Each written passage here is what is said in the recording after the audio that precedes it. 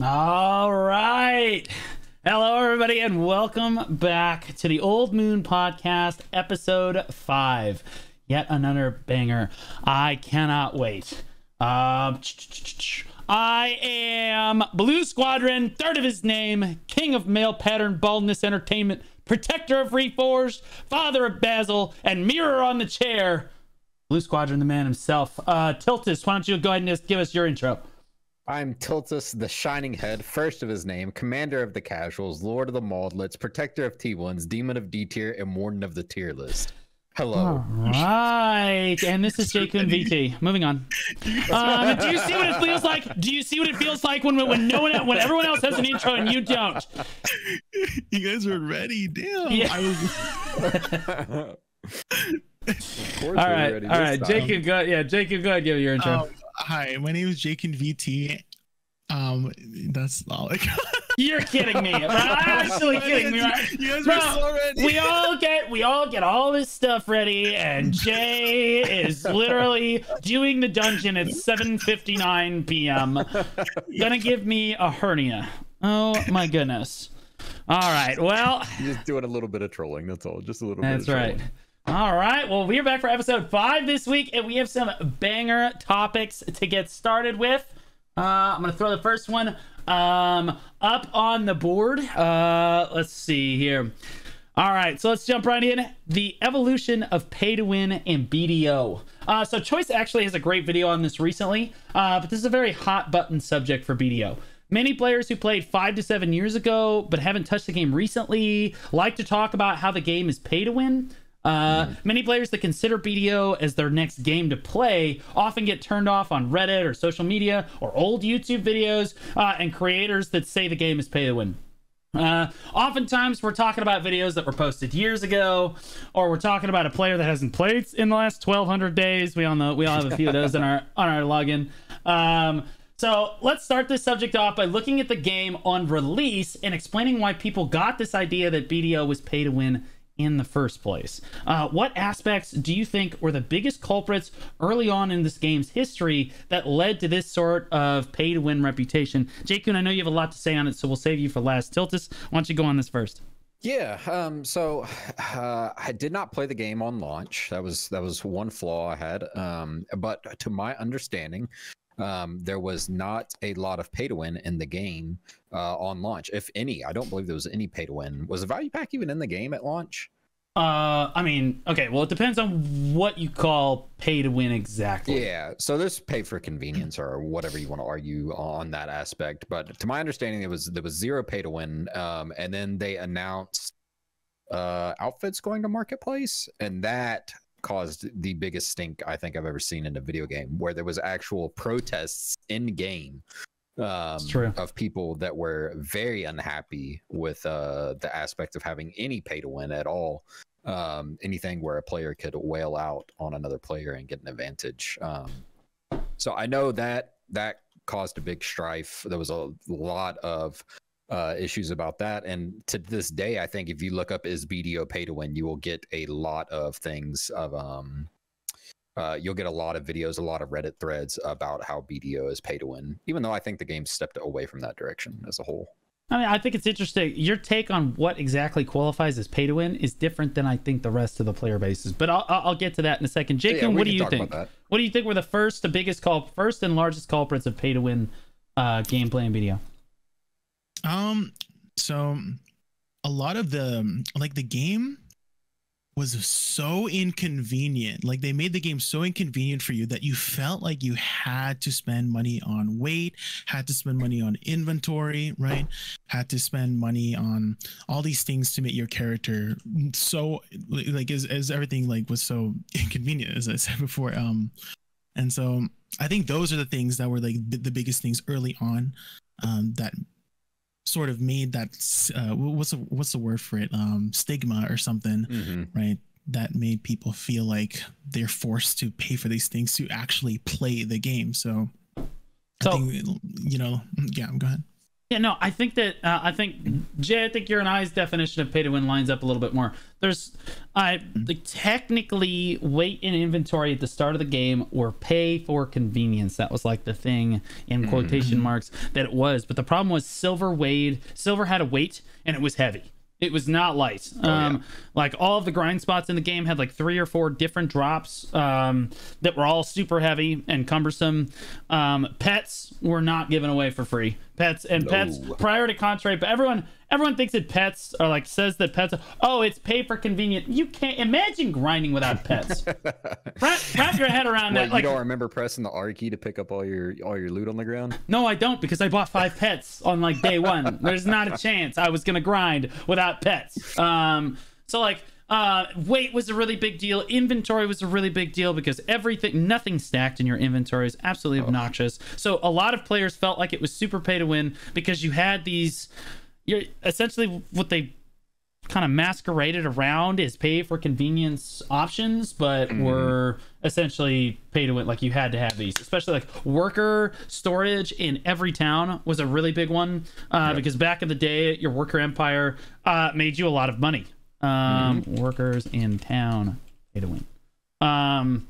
So like that was also a big thing. Like I know I have almost every one of the Pearl Shop workers in almost every one of the towns in BDO just because like it was just that valuable. I mean, contribution was not like super great back then. I mean, it was amazing back then, and it was very difficult to get. So your contribution was like coveted. Also, like storages in cities and stuff. Of course, you could get around some of the storage issues in BDO back then by wagons, bro. Everybody remembers Blade Boquest and his freaking wagons, bro.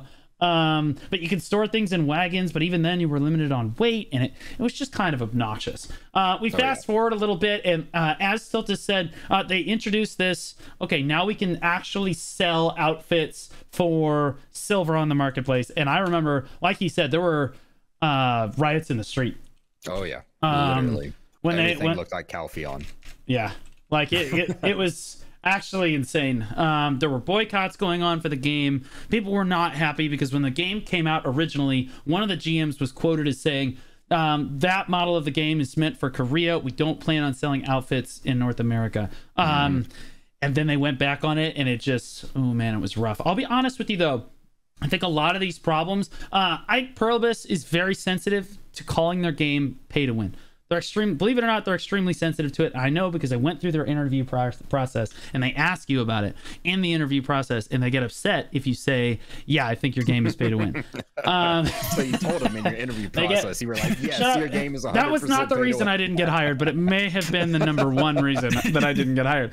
I don't know how you make the argument that it's not pay to win. Like, do you want me to be honest, or do you want me to lie to you? I don't understand it. Anyway, I know it was very offensive to them, but I think that we had Cacao as a publisher for like the first, our first publisher. We didn't even talk about that. That was the Dark Ages Simba. We don't talk about that. But like, then we had Cacao for many years. We had Cacao for like 5 years as a publisher. And I think one of the biggest problems was none of our feedback for the first 2 publishers, Cacao included, got to Perillabis. There was just a breakdown. Perillabis wasn't listening to anything that happened. But I think that when Perillabis took over, you have a call. When Perillabis took over, we immediately started to see this shift in quality of life changes and all of these updates that kind of took all of this stuff. You're like, wait, inventory, pets, the workers in the town were not as impactful anymore. Like all of this stuff became less and less important and did feel more like a convenience factor for players. And I think honestly that's because Perillabis took hold of their game and was like, oh God, they're not happy at all. And then they just started fixing things. And I think we fixed things to a point now where I think the game's in a pretty good spot. I think the game definitely still has some pay to win in it. But one of the questions I want to ask you guys is that, okay, so Pearl Shop, we're specifically on the subject of being able to sell outfits for silver. We used to be able to buy them for like 69 million silver, KW. But like 60 million silver or so, and nowadays an premium outfit sells for 840 million silver. Do you think that this constant increase of outfits for silver on the marketplace helps contribute to this, like BDO is pay to win, or do you like the fact that they've increased the cost of silver on the marketplace? Tiltus, I had you first last time. Let's see what Jay thinks. Jay Kuhn's busy. Sorry, could you go first? Could you go first? Okay. He's got that landline ringing in the background. Yeah, no kidding. Yeah, so for me, I don't think you can talk about this subject without also talking about the fact that they introduced outfits being melted down for crons, right? Yeah, Dunker, not thanks Raid for that. plus sub. I think that is a big play. Thanks for that raid, big man. I love a you. big factor in why outfits ended up getting raised in price. Thanks so much, man. Because they were back in the day. They Everybody were go give him a cheaper follow to right now. buy, but that was because they didn't melt for cron stones. So Oh my gosh, when no. when they increased Oh, or when I they made see it to now. where you could melt for cron stones, they Never increased mind, the Doc price of Arnott, you're dead to costumes me. at the Raid same plus time. sub. So Divino, I love you. it's funny. Thank you so much. I used to vehemently hate it. I thought it was completely broken, and it gave whales in the game a way to just sink their wallets into the game and try as hard as they could to just outperform other players with more gear because of pay to win. And the more and more I play the game, and the more I look back on kind of what I was doing around the time that dropped, I was like, it's really not that pay to win. The amount of money that you would have to sink into BDO to be a pay to win player There it is an astronomical number that very, very few people could actually achieve.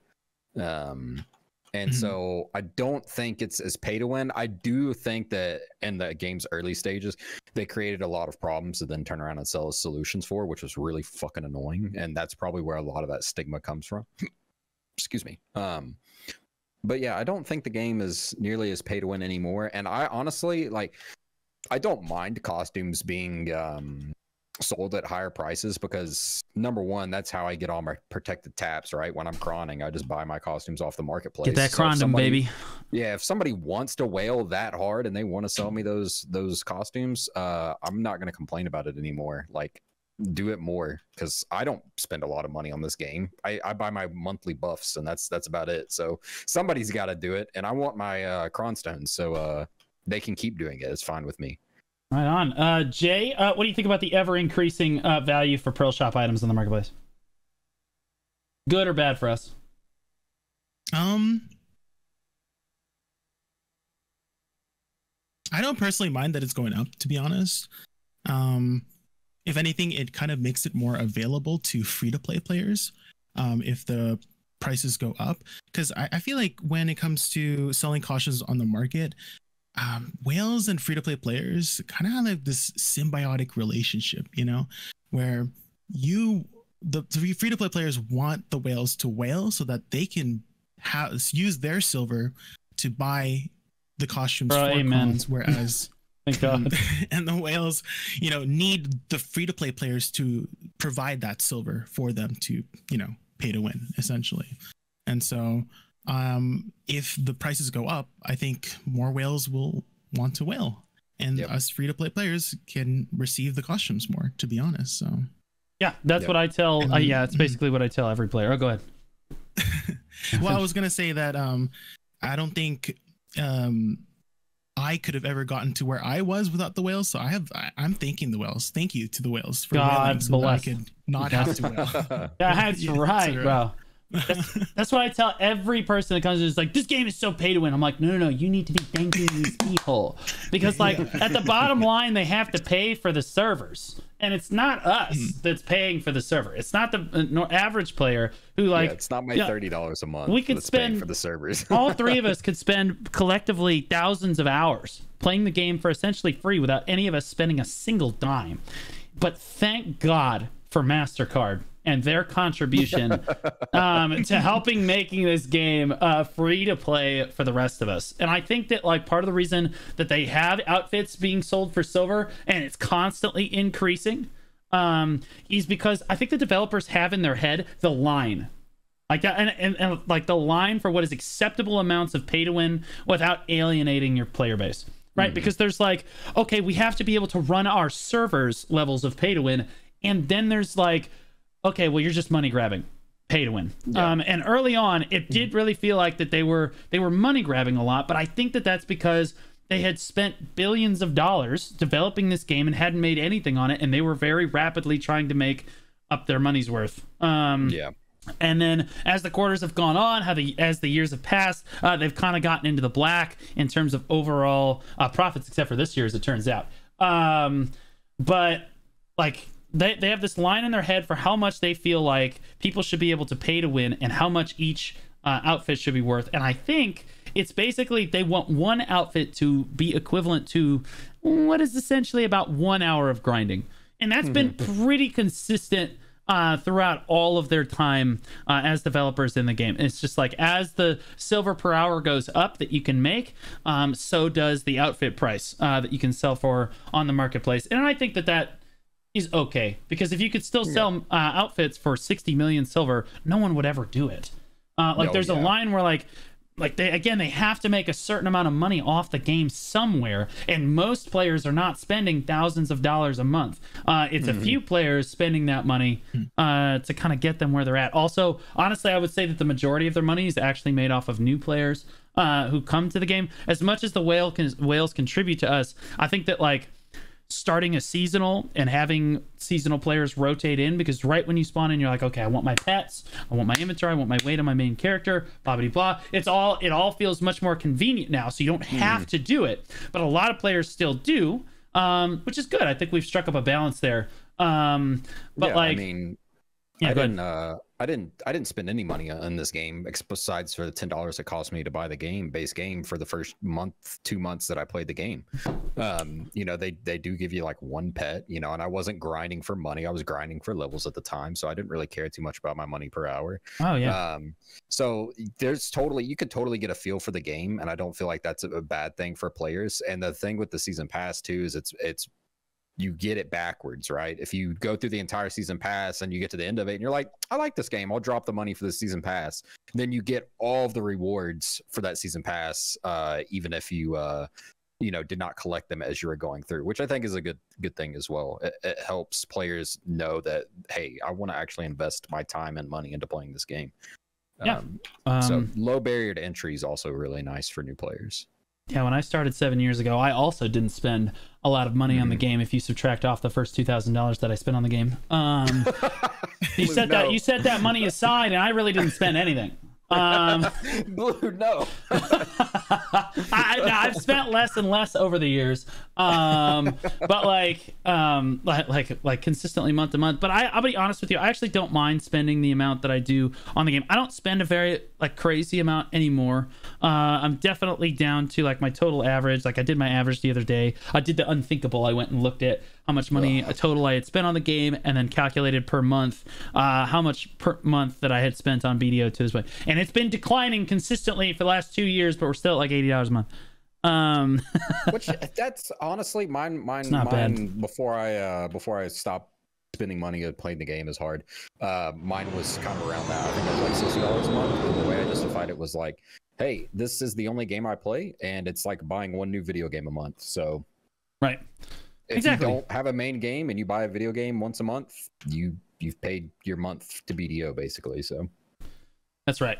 Like I think that I just think that the game's in a pretty good spot. So let's pivot to subject 2, which is pay to win today.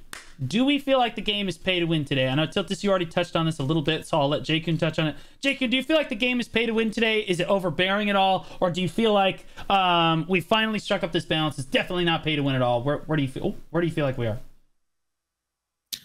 Well, I think it's definitely a fact that players can still pay real money to exchange for in-game currency, aka cautions for silver.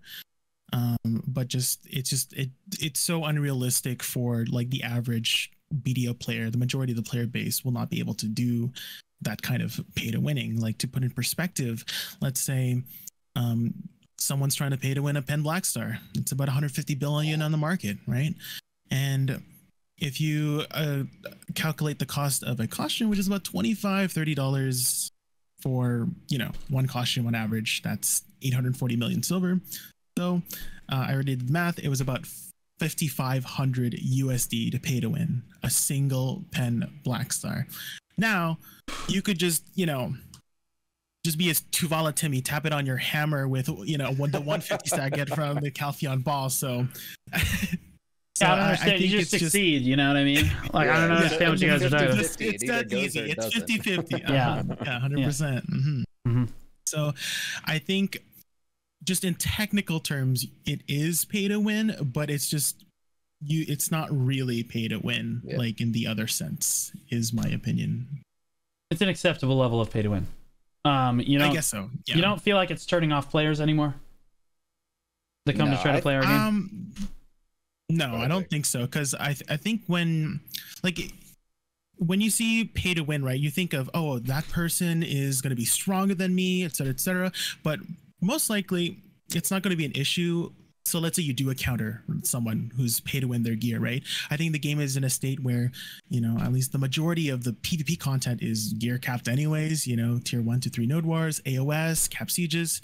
So I think the biggest factor in winning a fight against a whale is most likely just going to come from your skill, right? Just be good at the game, essentially. Yeah, it's definitely we call a skill issue. That's what. Yeah, that's what choice. That's what Choice's 12,000 HP says every time he hits a 2-valid Timmy with 3,000 HP. It's just a skill death, Timmy. I don't know what to tell you. Better luck next time. Get demolished. Tiltus, what do you think? Yeah, I don't think the game, I think that when the game first came out, it was so heavily paid for convenience. It was drop a couple of $100 quickly to get a character up in weight and inventory and maids. The maid meta is a great example of that, where you used to have to buy a bukus of maids just to be able to transfer your trash loot around. Yeah, you had to have a harem of maids. It was ridiculous. Yeah, T4 pets were a pain in the ass to make. Everything was just super difficult, and it was all, you pay money and you get to skip the difficult process, which was a turnoff for a lot of players, myself included, a couple of times. But now it feels like the game has struck this more balance of, yeah, it's pay to win if you want to drop $5,500 per pin, you know, best in slot item. And the rest of the stuff, a lot of it, you can get a very enjoyable experience out of just playing the game and, you know, spending the $60 box cost or $10 box cost or whatever. And you can experience pretty much everything BDO has to offer now without hitting a massive paywall that you would in any other game. I mean, so I don't think it's pay to win anymore. It technically will always be pay to win, but it's not at a point. I've never run into a player where I'm like, that guy definitely paid everything. He does not, you know, he's never played the game a day in his life. He's only spent money on the game. So, right.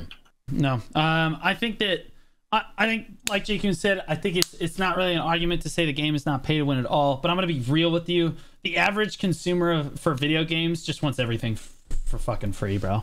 Like, everybody wants everything for free nowadays. Like, that we should be free to play. There should be no monetization of the game at all. It should all be just recreational stuff. Like, that's just not realistic. Like you can't run a game like that. You have to be able to make money at the end of the day. And I think that every game is going to have some aspect of pay to win that players feel is unfair to any extent. But I feel like that Black Desert, the reason I like this game so much, the reason we probably like this game so much, is because, like Jay-Kun was alluding to before, you have to spend your fucking grandma's fortune to get like a fair amount of gear. And if you want to do that, I'll be honest with you, I feel like that is okay. I feel like that the bar for like pay to win in this game is so high that like it really is, it's appealing to people who maybe can't play the game 24/7. Right? Like, so players that can play the game all the time can play free to play and get away with it, actually, probably, believe it or not, and actually get away with it because they have enough time to dump into the game to keep up with everyone around them,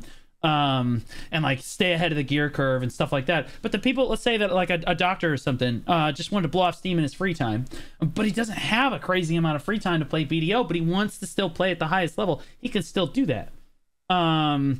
Because he's got enough money to kind of drop into the game. And to be honest with you, I feel like the doctor's salary. So yeah, and that's why I use the doctor as an example. But like somebody that makes a lot of money but doesn't have a lot of free time can still play the game at a competitive level and honestly pay for the rest of us to play the game. Because the player that plays 20 hours of the 24 hours in the day actively is not paying for this game. That guy is not paying for this game. That guy is a net loss on the earnings report for Perilla. But the guy that like does spend, you know, a few $100s a month or even a few $1,000s a month, those are the people that we should be thanking for paying for it. So I think that we've got a great line for pay to win. Does it exist within the game? Yeah. But like realistically, you have to understand that they have to earn money somewhere. Which leads me to my next point.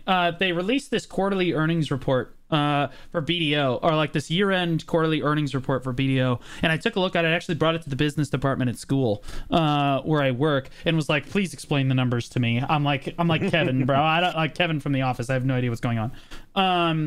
I was like, did they really lose money? And the business department looked at it and they said, oh yeah, they definitely lost money here. So what this chart, for our listeners that cannot see it on my screen right now, what this chart basically shows is the net profit for the year for Black Desert. And overall, it's actually very, very positive. They've made more money this year than they have in some of their previous years. They've done pretty well this year. The problem is at the very end here in this fourth quarter, across all 4 quarters, the profits are a little lower than we would expect for the amount of content that they cranked out this year. And then in the fourth quarter of the year, they're actually at negative 99%. So they've spent about 99% more than they actually made off the game in the fourth quarter. Now, I think I know why this is, and I had the business department kind of explain it to me, but why do you guys think we're down so much on the fourth quarter, despite, I mean, I feel like BDO's in the best spot that it's been as far as how much content they're releasing, and I feel like the average player is very happy right now, so why wouldn't that be reflected in their financial report? Why do you guys think? Well, we'll start with Jay Kuhn. Yeah, let Jay go, because I talked about it on Friday, but... Yeah. You know, math Jay's is like, not my strongest subject. Jay's like, I just play the game, man. Number up good. My gear score number up good. Yeah, that's okay. That's okay. Tiltis, why don't you talk on it? Yeah, so we speculated a bit on the Node War podcast on Friday. Shout out to Church for actually bringing this report up and getting it into the players' hands. This is free. Anybody can access this information on Perilla Business website. But there was some speculation that there was a lot of outstanding debt from when they started the game that got paid off in the fourth quarter. And that was kind of the consensus that we arrived to talking about it as a bunch of knuckleheads that don't really understand finances because none of us are accountants. But that was the general concept that we kind of ran into was, hey, it's time to pay back all the money that we've, had invested into us over the course of the, BDO's lifespan. Now, what's the actual answer, Blue? Okay, so the actual answer is if you scroll up in the presentation, they actually go through their new projects. And we talk about Crimson Desert.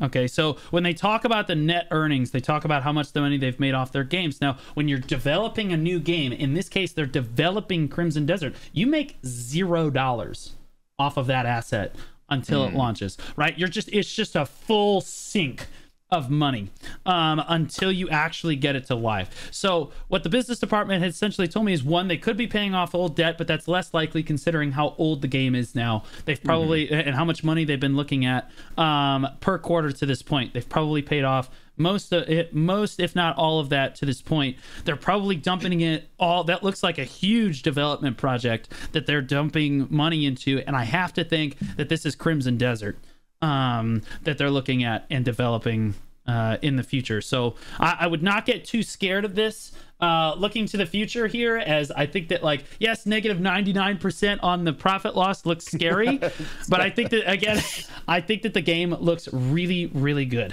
and is honestly in a better state than it has ever been, and it's better at retaining players than it has ever been before, which will help continually, I think, make them profits and pay for the next game that they make that hopefully we all love, right? Yeah. So yeah, they could be working on an engine, they can any sort of project development. My thoughts would be that it is in fact Crimson Desert, because that's the project that they've been constantly teasing us but don't want to tell us anything about right now. And thoughts on Crimson Desert? Do you guys? Okay, so they've said a wild amount of things. At first they said it was going to be an MMO, and then I think that they realized that they were like, okay, maybe we shouldn't tell them that we're making another MMO, maybe because that'll kill our current MMO. That's probably a bad idea. Then they said it was going to be this open world, like, co-op RPG, which honestly I thought was going to be really cool. But what do you guys think it's ultimately going to be, just speculation wise? Do you guys think it's going to end up being another MMO, or do you guys think it's going to be this co-op RPG that they keep talking about? Tiltus, you go first. Yeah, honestly, if I had to take a wild guess at something that I feel like BDO has already done and that they already have experience with, my guess is that they take an existing genre, maybe like a loot grinder, like Diablo-esque or something like that, and then they put a action combat BDO twist on it, and now you're just playing a different genre of game, but you're playing it in the style of an action combat style game. So my guess is like maybe a ARGP, some kind of RPG, maybe I would really like to see a good co-op RPG that you can play with, your friends and stuff like that. I would be really enjoyable because there's not a lot of them that I actively play. So you're thinking this is going to be like Destiny, or like Diablo, like you said, something like that, but just strictly with the PvE. BDO. Yeah, strictly PvE focused, because Destiny's PvP, lol. But like strictly PvP focused co-op RPG. I like that, because see, then they dodge killing BDO altogether. But Jay, what are your thoughts on it? What do you think it's going to end up being? So I know that from Black Desert, the company knows how to do like action action RPG, right? And I really loved the combat of Black Desert. And Jay, it's your second phone call. What's going on here, bro? I'm really popular. Sorry. So I'm thinking it's kind of more like it's gonna be more like have you ever played Monster Hunter or the Dragon's Dogma? God, if it was like Monster Hunter, like maybe like Elden Ring or Dark Souls. I think it might be kind of one of those kinds of genres that they might be delving into. And I know a lot of people love like the Dark Souls series, where you're just fighting really. So I think it might be closer to in line with that, and that would be really cool as a co-op adventure or something. I think that would be absolutely super sick. And to be honest with you, with the amount of money it looks like that they dumped into it, I did the conversion, that negative 99% that you see in the quarterly report. The Korean won to US dollar conversion is about 75 million US dollars that they are negative on this quarter. So that does look like that's the majority of them either paying off the old debt, like you said, some of the old debt, like you said, and or just dumping into Crimson Desert, because that's a lot of upfront. Honestly, that's almost more upfront than I would expect for Crimson Desert, but it could be BDO, but better, because it's not an MMO, it's a co-op RPG. It's mainly focused, because BDO is mainly focused on endgame PvP at the moment. Maybe this is like a co-op RPG that's focused solely on PvE, but we will see. Monster Hunter would be, oh gosh, bro, I love Monster Hunter. Or here's a thought: we're getting BDO remastered. Okay, all right, buddy. Honestly, so my thoughts on this: I don't think that they're gonna release another MMO anytime soon, and I don't think that Crimson Desert's going to end up being an MMO. I think that they've kind of firmly established that they want BDO to be kind of a legacy game, kind of like World of Warcraft, where it just never dies on its own, because I don't think it's ever going to die on its own because of how good its action combat is and all the open world systems that you can do. It's a unique sandbox MMO that can kind of maintain itself as long as they keep releasing content. People will keep playing the game. I think that they're going to go in a different direction with Crimson Desert, and I'm actually pretty happy about that. I'm excited to see where they're going to go with it. All right. Any other thoughts on the quarterly report there? Again, viewers and listeners, do not be scared. It's going to be okay.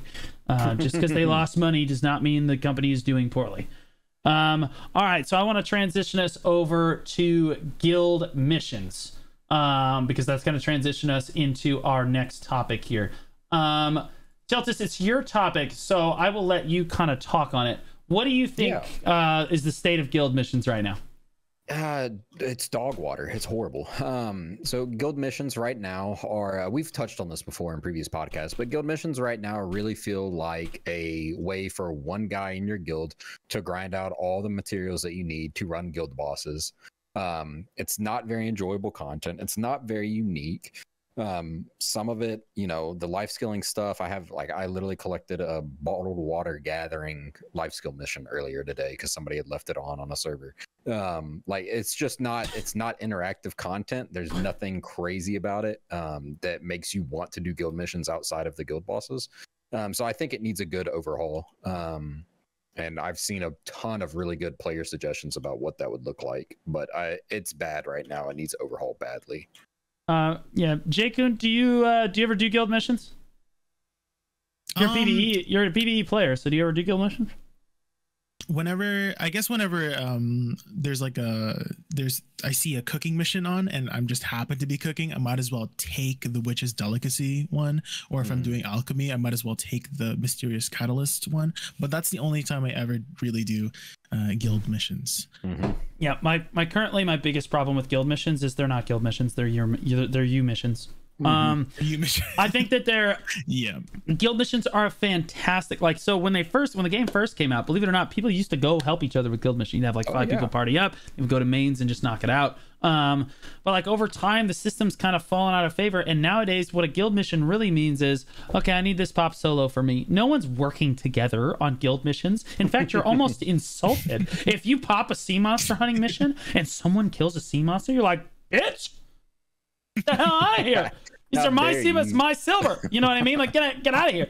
So, and I think that that's like just a fundamental error in the game, and it's so easily correctable. Like Tilta said, there's a lot of different things that can be done to kind of correct guild missions and where they stand currently. But I think that the biggest thing that needs to be changed is this idea that guild missions are solo endeavors that you do just to pick up a couple of million extra silver, like Jay says. Like, oh, well, I'm already doing the activity, I might as well just knock out a guild mission too. It shouldn't feel like that. The rewards should be very, very impactful, and they should feel meaningful enough that players can go out and do the content together to encourage people to, this is gonna sound fucking crazy, but play the game together.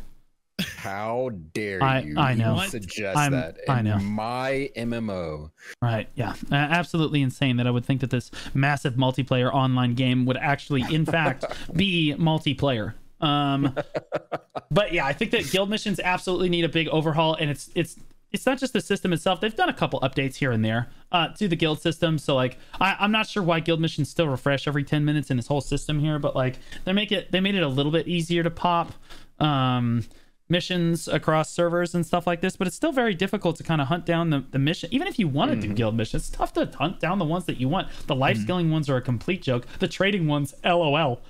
So you're really only doing the combat missions, and again, those are kind of just solo missions that you knock out by yourself, and they don't really contribute anything because points have lost all of their value. Unless you're a brand new guild, in which case guild missions are just punishing because you just can't get enough people in your guild to do a large enough guild mission that helps it. So the whole system just needs to be thrown away and redone to encourage guilds. I mean, this is a huge opportunity. We have been asking for this forever. More guild PvE content that you can do together. This is low-hanging fruit that they can adjust in one patch. And just adjust it. They don't have to spend a crazy amount of time on it. Make the rewards meaningful enough that players want to come out and help each other do it. But yeah, those are my biggest thoughts on it. Now, there was one very cool thought that you had, Tiltus, and I'm curious what Jay's thoughts might be on it too. But open world PvP being tied to guild missions on Arsha servers specifically. Is this a good idea? Tiltus, why do you think that this is a good idea? Yeah, so I think this would be a huge step in the right direction, because I know a lot of, so here's a big issue with the game. We mentioned it earlier. There's a ton of capped content currently in BDO. There's not a ton of avenues for these super high geared players, which normally live on Arsha, to, you know, flex their gear. And I know it's one of the complaint of the giga geared players in the game. They want to be able to use their gear in some aspects of the game. Open world PvP is kind of dead right now. It doesn't happen often. GvGs are far and few between, and good GvGs are even harder to find. So I think one of the good ideas that I've seen is that you introduce some kind of PvP oriented missions on Arsha to tackle. You're not forced to do them by any means. You don't have to be on Arsha, but they should be comparable to a PvE mission, but just a PvP oriented mission. You know, kill X amount of players. You know, Barge, thanks for that prime sub, buddy. You know, so many players of opposite guilds. You know, deck opposing guilds and, you know, farm each other out or whatever. There's all these different avenues that they could go. That I think would be really enjoyable and open up open world just a little bit more than it is right now, because it seems kind of dead. Okay, I have strong thoughts to the contrary at the moment. So Jay, why don't you go first? Do you feel like guild missions on Arsha should be a thing? Why or why not? Guild missions on Arsha. Do these guild missions? Like I'm assuming these PvP guild missions are like PvP oriented. PvP like oriented. players fight each other to complete the missions. Correct. Yeah. So I think when it comes to designing new, features in any game, I kind of try to put myself in the shoes of a developer, and the first thing that I think of when I'm a developer for new features is this somehow exploitable? Yeah. Can we exploit as a player? Can we exploit it, and how? Yeah, like literally, like keep going. I think when it comes to PvP, like player versus player to get rewards and stuff, it does seem like there might be a way to exploit. I don't know how it would be exploited. I guess maybe you like win trade, like win trading stuff and other stuff is like not, it's kind of frowned upon. And so I feel like something like that might happen where, the guild would be like, hey, guild A, we have a mission. Can you feed us? And then we'll feed you the other mission or something like that, you know? And then it might not even be what you want as a open world PvP. So yeah, it would be cool. I would agree that PvP missions would be cool, but if there was is there a way to make it not exploitable? Is the other question too. Yeah, I think that I agree with Jay on that point. There is that the biggest concern there is that he approached it from the developer standpoint, and again, I'm going to approach it from the player standpoint. The developers always approach it from the how can this get exploited, and the players are always like, can we exploit this and how? And every time, every single time, right? You give them an opportunity, they're gonna do it. It's absolutely obnoxious. I don't know if there's a way currently, unless they add a new system to the game, to really add PvP missions as viable guild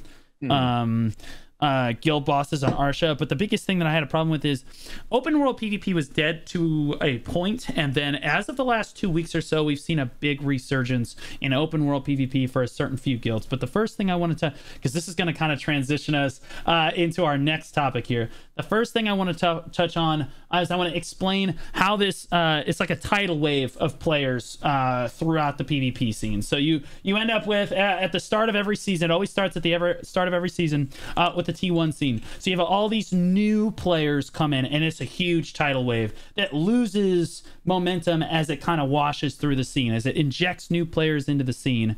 It loses momentum. So in the T1 scene, you have all these Tuvala Timmies, all these new players starting the game. They fill up all these T1 guilds, and usually what happens is when a new season starts, the T1 scene explodes. Whether there's like at least five or six new guilds, and then the other current standing guilds fill up completely. There's a lot of drama. Everyone's fighting each other. No one's having trouble capping nodes. Nodes are completely full. There's like 17 forts, etc. Right, that's like a huge amount of players. Then the tidal wave kind of reaches the T2 scene as those players start to gear up and start to reach the T2 caps. Either their guild will graduate into a T2 guild, which will contribute to the T2 scene, or they will leave their T1 guilds and they will move up to the T2 scene. But again, at this point, we've already lost a lot of the new players at this point. A lot of players don't even make it to the T2 ready area, which is like 600, 620 gear score. But a big wave of players will. And then so the T1 scene will start to die down a little bit as the wave of new players kind of passes them. And the T2 scene will kind of erupt a little bit. And you'll see new guilds, in this case, like Reforged. And Villainous is making a comeback. And Genium's doing very well. Nekohana is doing well. As the wave kind of pushes through them, you'll see all those Tuvala Timmies kind of graduate and push their gear up into that T2 scene and then into the T3 and so on until you reach this final level where initially guilds like Chonation, Digital, Corrupt, they're not going to see, like when new content drops, the only real new players that they see coming to the game are their veteran players that return to the game for a little while to play the new content and then they leave again. But like as the wave kind of sweeps through the PvP scene, you start it and it trickles out, you end up with 100 or so players that get introduced to the highest level of PvP.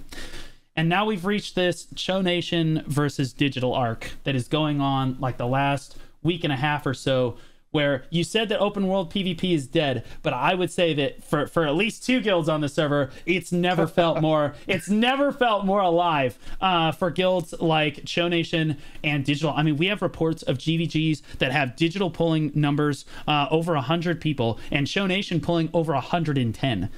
people to an open world GvG is actually insane. I mean, both guilds are head to head and pushing each other to the brink. Like, they're basically kicking people. If you miss like 2 GvGs, you're out of here. We gotta get the next player in, right? So like, I feel like that wave has kind of hit the highest level of PvP. And so the next thing that I want to talk about is burnout. Jay, I like that you're here because you're part of the guild that I would consider manages burnout the best in this game. And honestly, you're also a guild member. You're not in guild leadership like Tiltus and I are. Our approach to managing burnout is going to feel a little bit different than yours. So like, Jay, do you feel like these all-call GvGs where guilds are fighting each other nonstop 2 and 3 times a day, constantly all-calling, pulling close to 100 people to a GvG, do you feel that is sustainable for anything longer than about a few weeks? Would you be able to sustain something like that? Even as an endgame player, you don't have to grind. You're done, basically. Absolutely not. Absolutely. Yeah, absolutely not. So the previous guild that I was in, it was Vertex, and I felt very like, you know, way back when I was in Vertex, I felt very what's it called, like so pressured to go to GvGs. Then I would I hate it when PvP guilds pressure you to do PvP. yeah. I would feel just so so pressured, and I felt bad because I am not that good at PvP. I'm just there because I had a lot of gear. And so when I moved over to Notorious, they like the whole ideology became a lot more like chill. Like the when I went to the guild, there was not really too many obligations for attending Node War or sieges or GvGs, as long as you were making some, you know, effort to participate in the guild activities. And so when it, as you said, you were explaining that my guild does a lot of has a lot of like the burnout stuff and whatnot. And so I do think when it comes to these GvGs, I don't know if they would ever last like long enough to keep being fun. If you know what I mean. Because at least for me, I never really had too much fun if it got too long. Heck, when it comes to sieges, when it lasts more than 2 hours, I just like I start falling asleep, to be honest. It's, it might be just because I'm not, like, PvP is not really my cup of tea. And so my opinion, everyone take it with a grain of salt. This is coming from somebody who is not into too much about the PvP scene. I'm just there to buff and bongo, you know what I mean? The old buff and bongo. And so yeah, what was the question again? No. You're good. You're good. Jay, you answered it. He's like, sometimes I just keep talking and then I forget what I'm talking about. Tiltus, what's your approach? I know you help lead Epidemic. What's your approach to trying to prevent players from burning out? Do you think that guilds or GvGs like that are sustainable at all? So some of my fondest memories in this game are actually huge GvGs where you're both guilds are making content around the GvGs, and you've got these long-term decks that last forever, and you've got these big showings. Now I've never had 100+ people show up to a GvG. That is bonkers to me, but I've had some good fun doing GvGs. The trick with this is a leadership issue, not a player issue. The trick with GvGs and long-term decks is knowing when enough is enough, and when your players are burning out, and when to identify that, and when to say, hey, all right, let's squash the beef and let's end it before, you know, players actually start burning out really hard. So I don't see the Cho digital deck being able to stay healthy for a long time. But I think it's really good content for those guilds right now. Yeah, I mean, arguably some of the best content in the game. And as people in chat are saying, it's the best content those two guilds have seen in forever. I mean, we saw... Okay, so I think that this might be the best content that Chonation has seen in its history. If I'm being entirely honest, because I think back to Cho's rise to power back in the day. And I think that, you know, Black Rose was the guild that kind of rose to fight them. The problem with Black Rose was always that, like they wanted to be like the badasses of PvP, right? Like we're just like the bad boys of PvP, and that worked really well for them. But it also worked really hard against them, because when you want to be the bad boy, Pros, everyone is decked on you and you get to fight all the time. Cons, everyone is decked on you and you have to fight all the time. So like it burns it, like you said, Tiltus, it burns your players out really fast. Like at the start, it's really cool to constantly be walking around and be decked on literally everything. And have to fight everybody and everything that moves is really cool. But I think it also contributed to a big part of the Black Rose's downfall. So their greatest strength was also their greatest weakness. And now Black Rose is back. They fight alongside Digital. So when we talk about Digital, we are also talking about Black Rose in this case, because they're the 50-man kind of sister guild to Digital. And I think that BR doesn't have to worry so much, and Digital doesn't have to worry so much about what BR did back in the day. Back in the day, everybody hated Black Rose.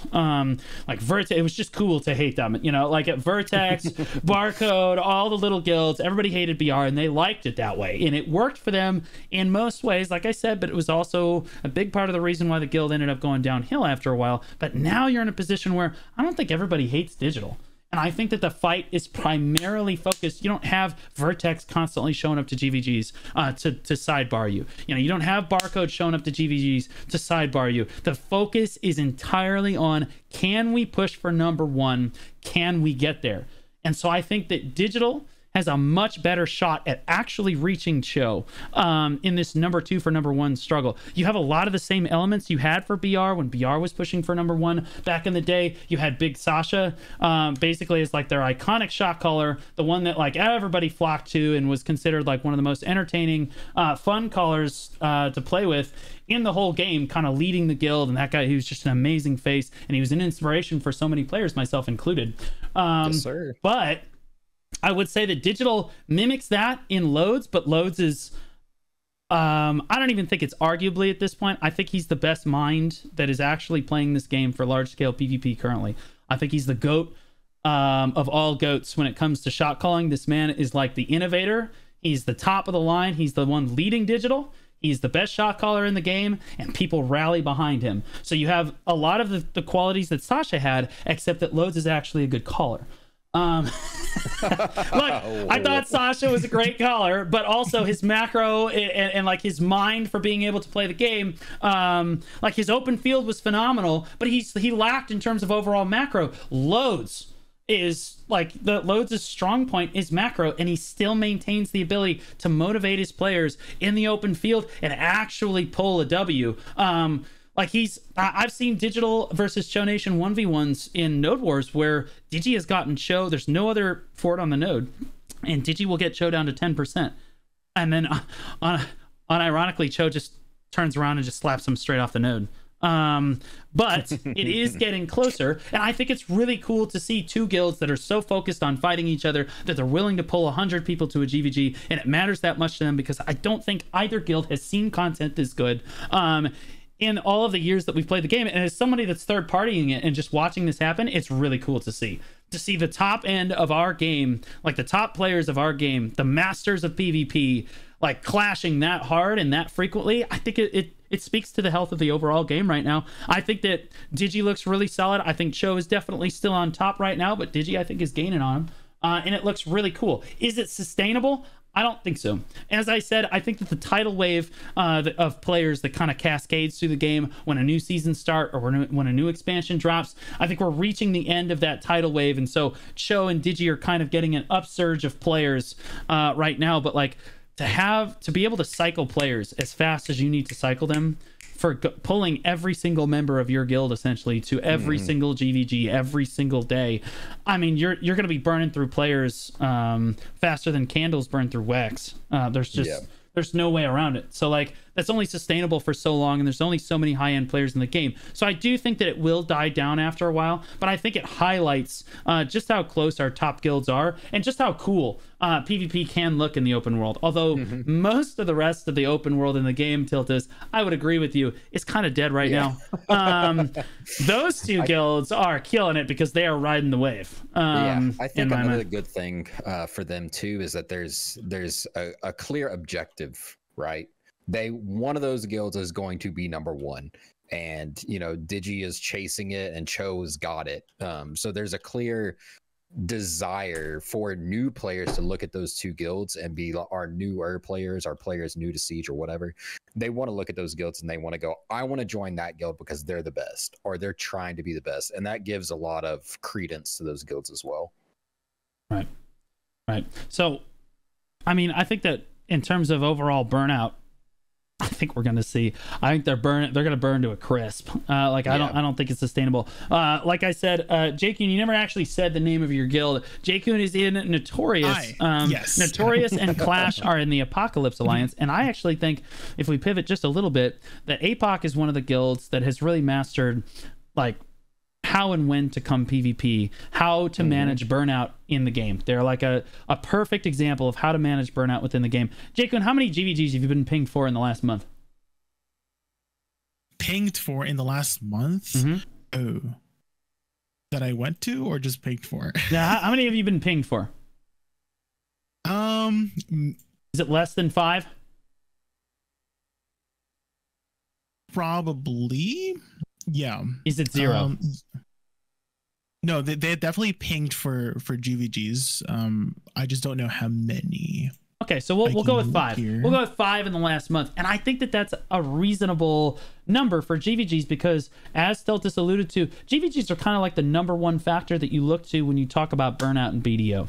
Like, it's the #1 thing that's going to burn out your players the fastest. Yes, they're excellent content, and they're excellent at, like, bringing players out and keeping your players active, but they're also the #1 thing that pushes your players to inactivity, because if they're constantly getting pinged for GvGs at 3 in the morning or at like even 3 p.m. in the afternoon, like it just burns people to a crisp, because if you can't come to stuff and you know your guild is out there and everyone's rallied together but you can't be there all the time, it starts to make you feel guilty all over time, and people start dropping guild, people start wearing out, burning thin, and then they kind of just go inactive. But I think that Apocalypse, Pax and Noah leading Apocalypse have done a great job over the years of constantly maintaining a neutrally active guild. Do they come to Siege? They come to Siege and they're very competitive, top 5 to 7 Siege guild all the time, depending on where they are. Sometimes I've seen them as high as #3 and as low as #7, but like they're always usually a very competitive Siege guild.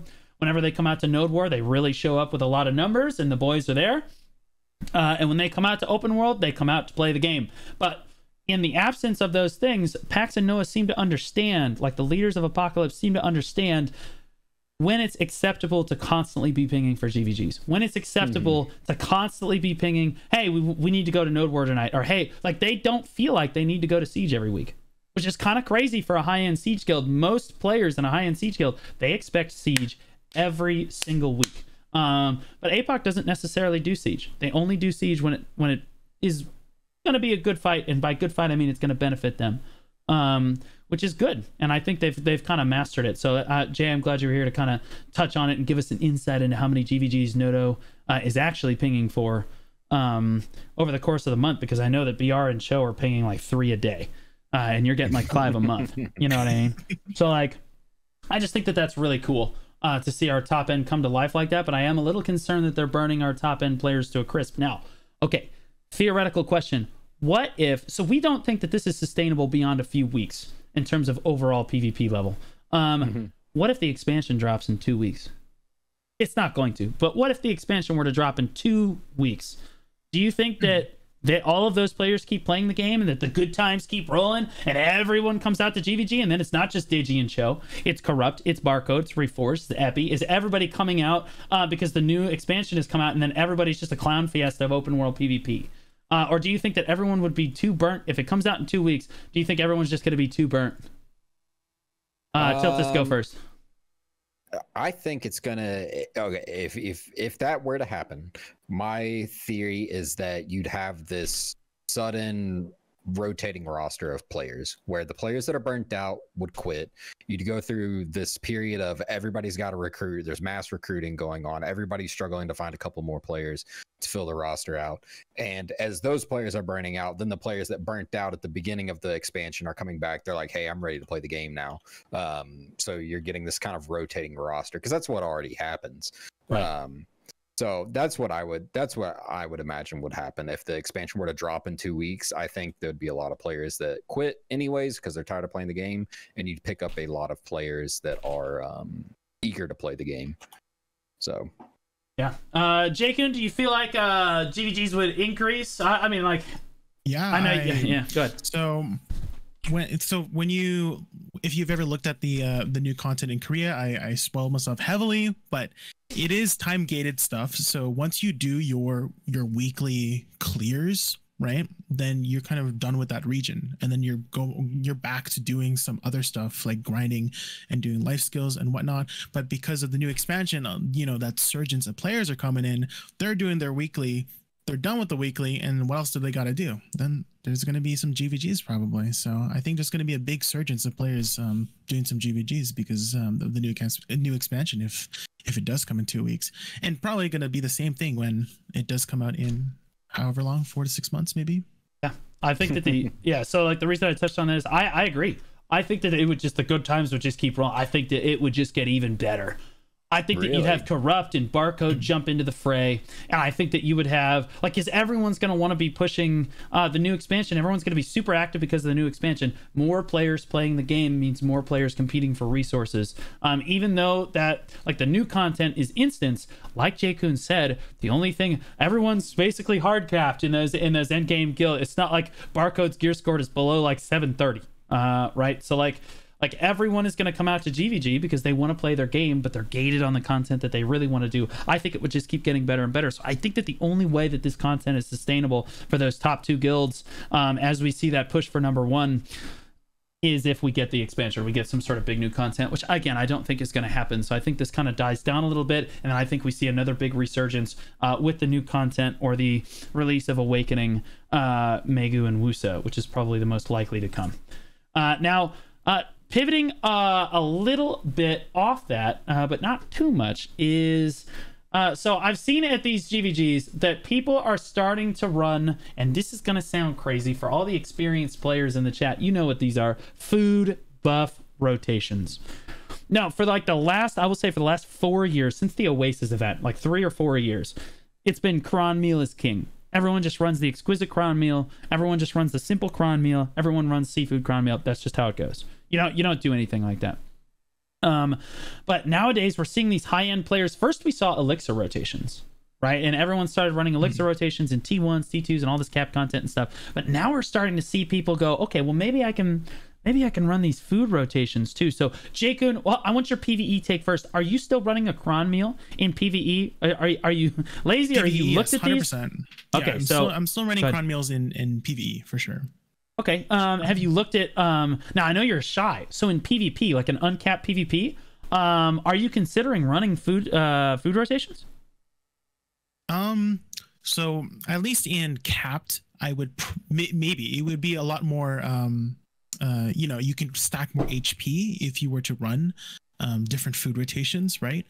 And so in capped it would make a lot more sense, and I would probably look into it.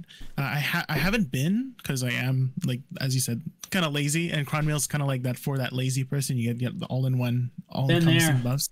But it is because of like the continuous care stuff, right? It's a lot easier to manage all those elixirs, and now all these extra little food buffs here that give more HP for those capped contents. And so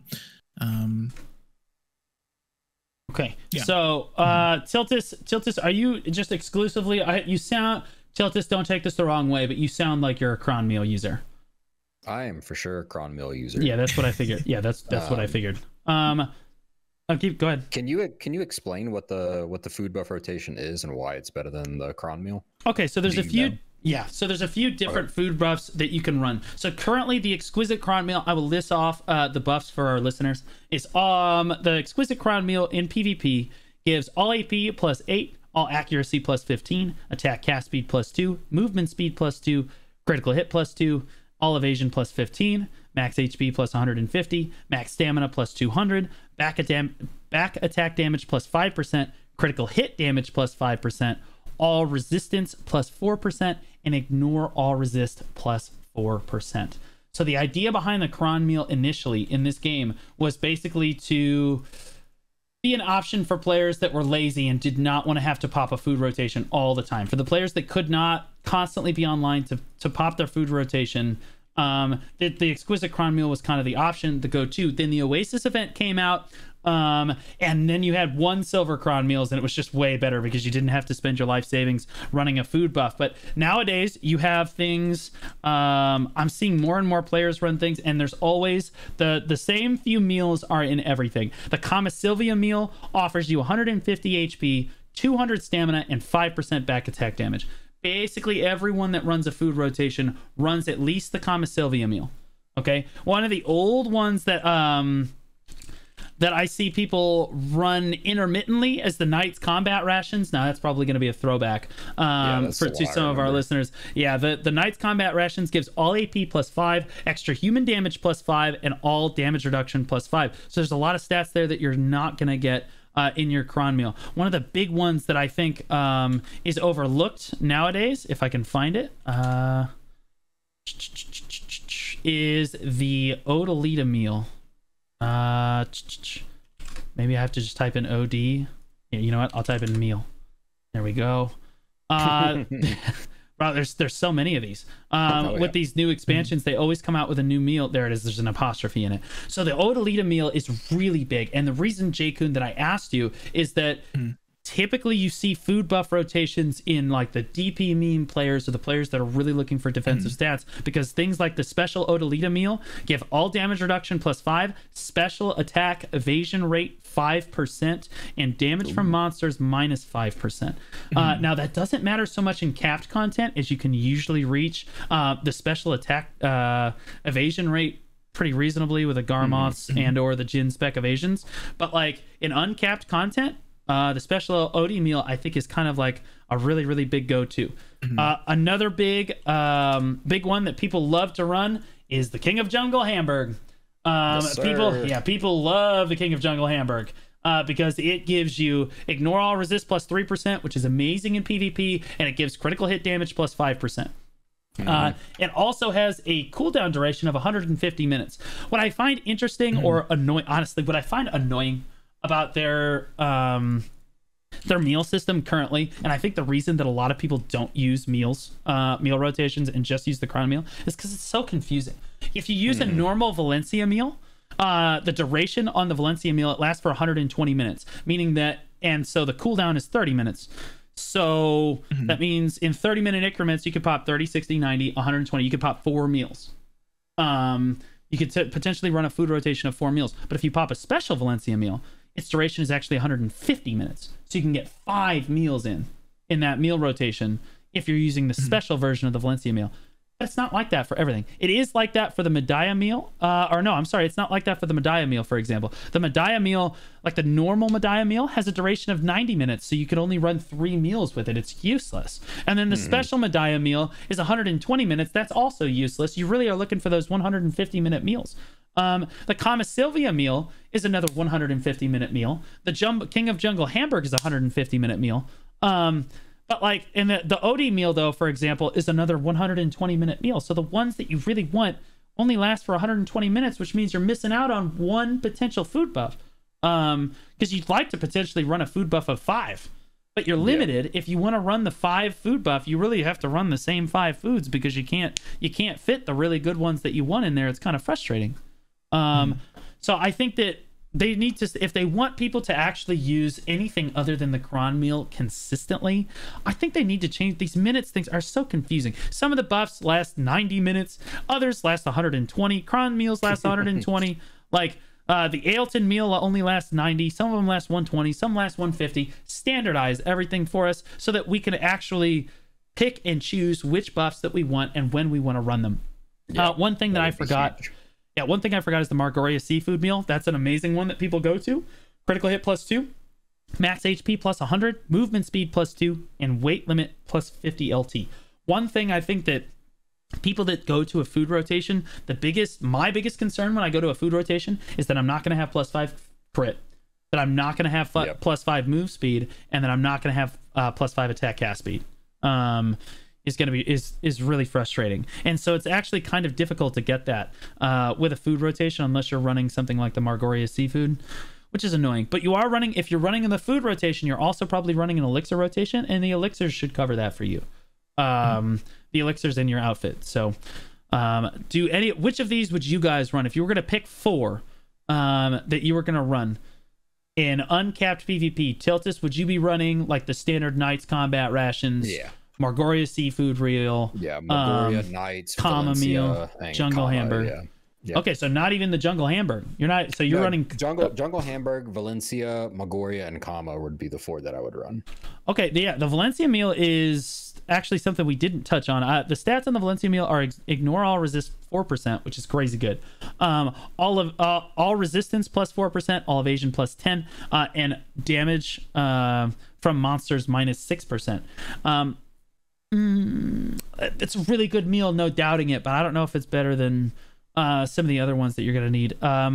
If Jakun, if you were specifically optimizing for defensive stats, do you think it's still better to run a cron meal, or do you like that? I heard you like groan with anticipation. If we're running capped content, I'm usually using my Shy in capped content, so probably all the meals that provide additional HP, like the Calpheon meal provides HP, the Margoria meal provides HP, and the Kama meal provides HP. Is there anything else that provides HP? Margoria seafood. I think so. Margoria seafood. So Margoria, Kama, Calpheon. So those 3 for sure. I'm just not sure what else would give me HP, but if there was anything that gave me HP, I would run those. So you would actually prefer the HP that something like a Margoria seafood would give you over the Odalita meal, which gives you 5% special attack evasion? Again, it's like during capped content, it'll be capped anyways, but if it wasn't uncapped, then I would also add the additional of Odalita meal to give the additional special attack evasion for sure. Okay, right on. I do think they should standardize it though, so people can theory craft. It would be a lot easier. Just make them all like 120 or something. Honestly, just make the special versions 150 and then the other one's 120. 150, yeah. Like that way. I noticed that the reason. Margoria meal doesn't have a special version. No, it does not. There's quite a few meals in the game that don't actually have a special version. For some reason, I don't like. And I think it's because, I think it's because they're trying to limit how strong a food rotation can be compared to a cron meal. But I think that they've gone a step too far here. I think it's just too complex. Most players are like I tried sorting it out last night. I was like trying to do like fucking advanced trigonometry in my head to figure out which is the best like meal combination for my DP set, and then what's the best meal combination for capped content. Is it worth running over the cron meal? And eventually I just threw my hands up and said, we're just popping the cron meal. I don't give a shit anymore. Yep. I can't do it. I think another thing that really turns off players is that you have to, although there is continuous care, you need to remember to pop it at least like 2 hours before Node War starts, so that you can get those meals running as well. And so some people might not have the time to be there on time. So, yeah, I mean, they could pre-buff their character and just let it sit and just let continuous care run. I think continuous care, like as long as they're popping the buffs all the time, they don't even have to be on their character 2 hours before. They can just set it once it's all running. That is true. They can just switch off their character, switch back, make sure continuous care's on, and their food buff is running all the time. So like, and I think it's continuous care that has kind of brought back food rotations. I know some people in my chat have been like, oh, this has been a thing for like a year, like 2 years now. Like, actually, it hasn't. The only reason that it came back was because, like Jay said, it's a convenience thing. Like you got to have continuous care so that it'll pop. Like if the fairy's popping it all for you, you don't mind as much.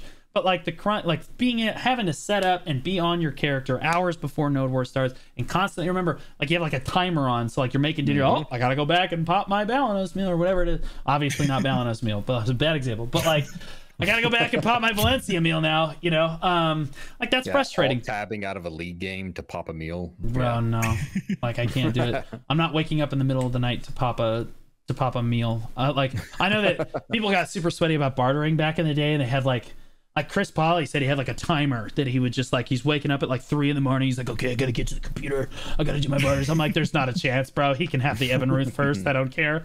I can't do it. But yeah, no, I think that there definitely is. I think continuous care has kind of opened up food rotations again for players on the server. And I think it's really cool to see a resurgence like that. I think it's kind of niche. And I think the high end, like the tippity top end players, sure, they can run that food rotation. But I don't think it's required by any means. And I think that the cron meal in capped content specifically is probably just going to be better in a lot of cases after looking at some of the stats it gives you. It's just so hard, unless you're running a full elixir rotation with it, for most players to actually reach like +5 move speed, +5 crit, +5 attacks, all that stuff that you need.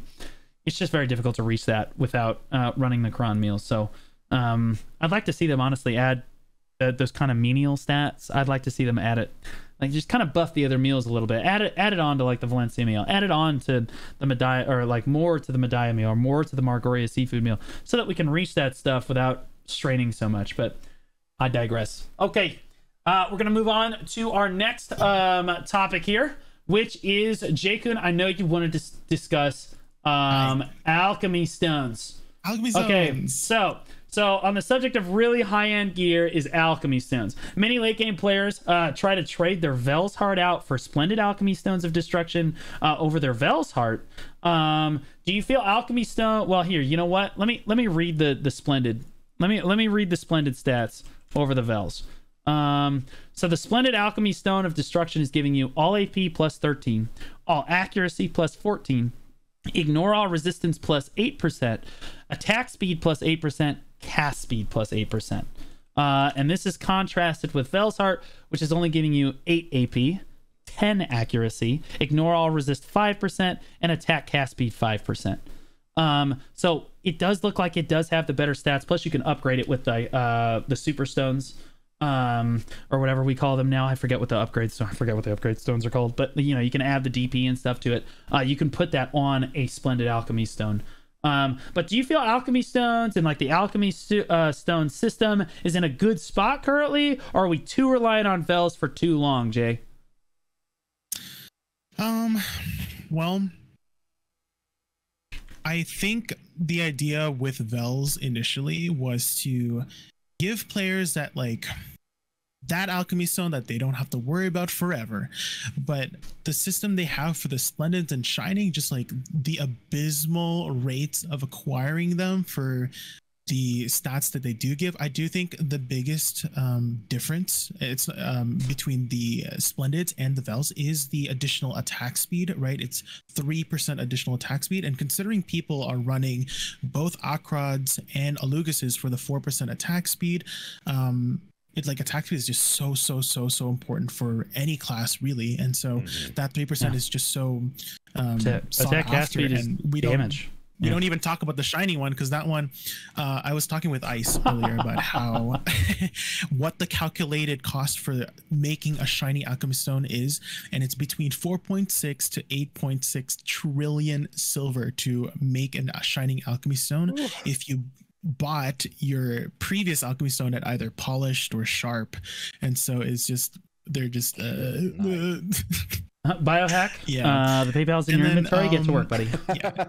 If you wanted to know what the Splendid one, it's a lot. I guess it's a little bit more realistic. It's like between 100 billion to 300 billion, depending on how often you get the sharps and the resplendent taps going.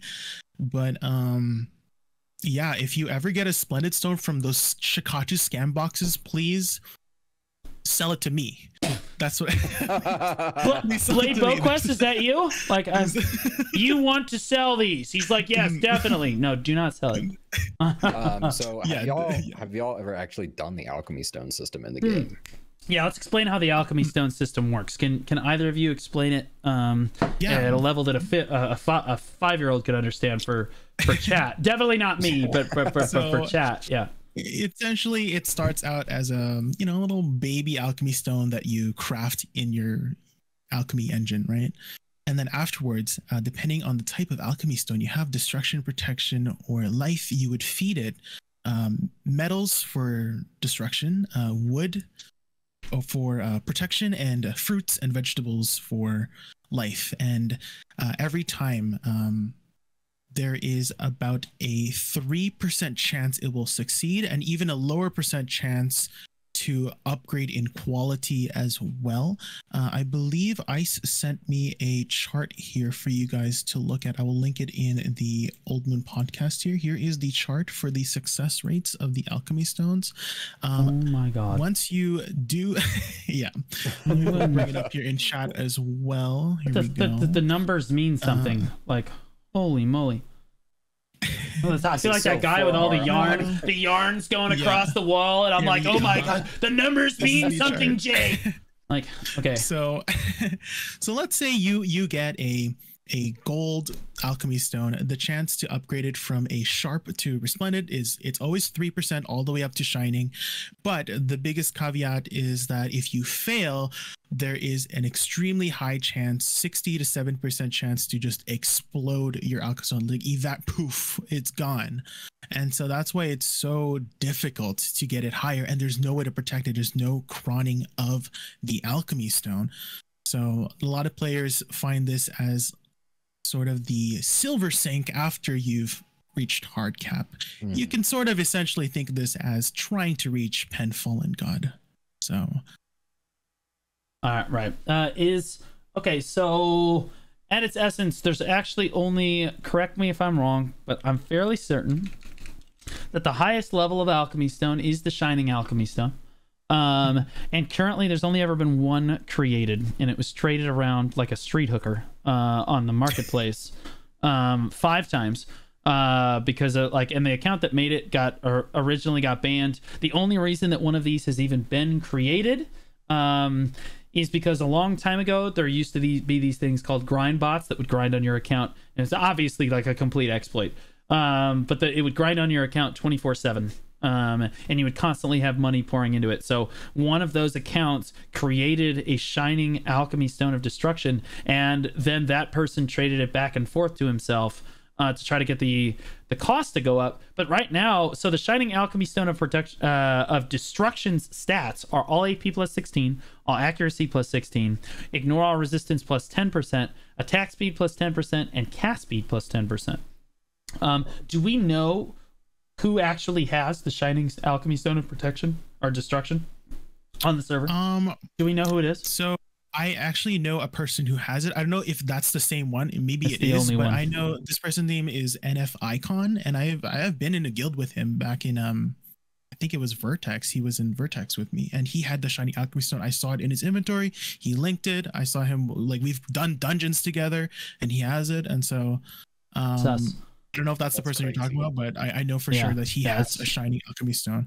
Do you want to know the story of how he got it? Oh, go ahead. Yeah, let's hear it, because otherwise can we exploit it and how? Go ahead. He was basically so he had this issue where if he got too much money, he would compulsively spend it.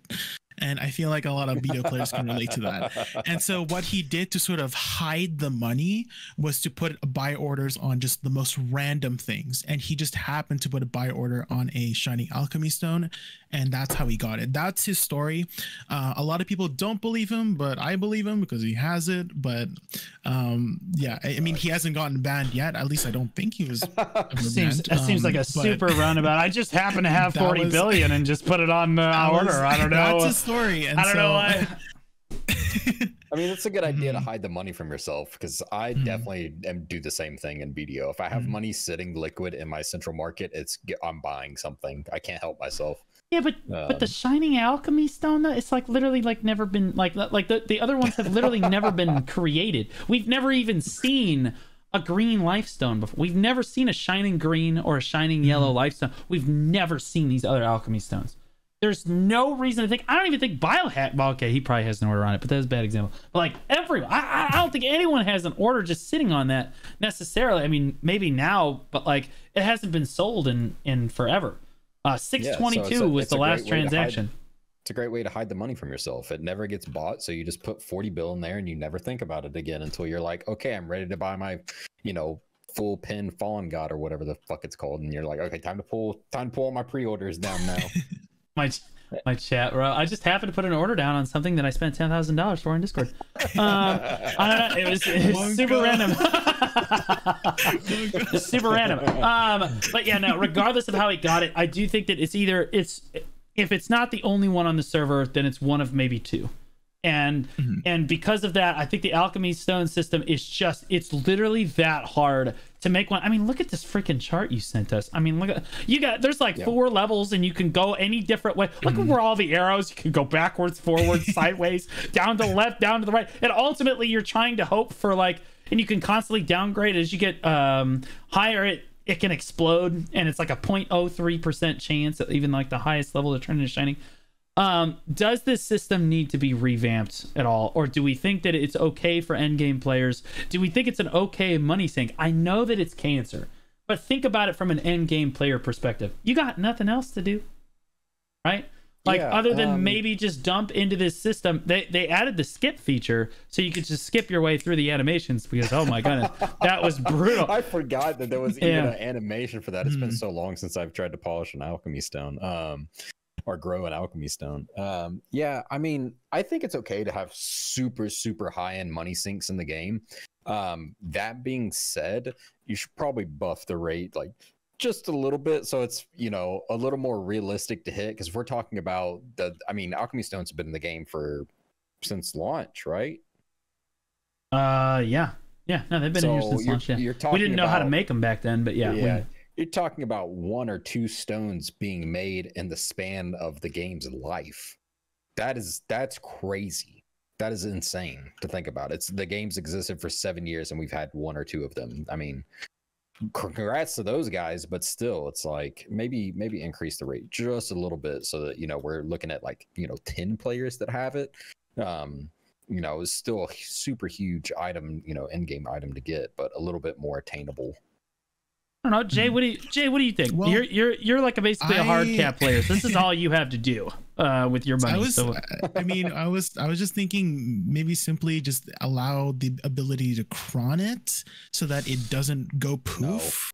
No more crons. No I think the problem with that is that if you add the crondom, then you end up So like if you allow players to cron it, then it becomes more of a pay to win thing. Then I feel like the developers want this to be something that you have to go out and get. You want this, you have to go out and make it. It's a lot like the Debarakas, right? The Debarakas, I saw a player, I was in the Black Desert Online official channel. Don't ask me why I was sitting in their voice channel, but I was arguing with one of the players in there.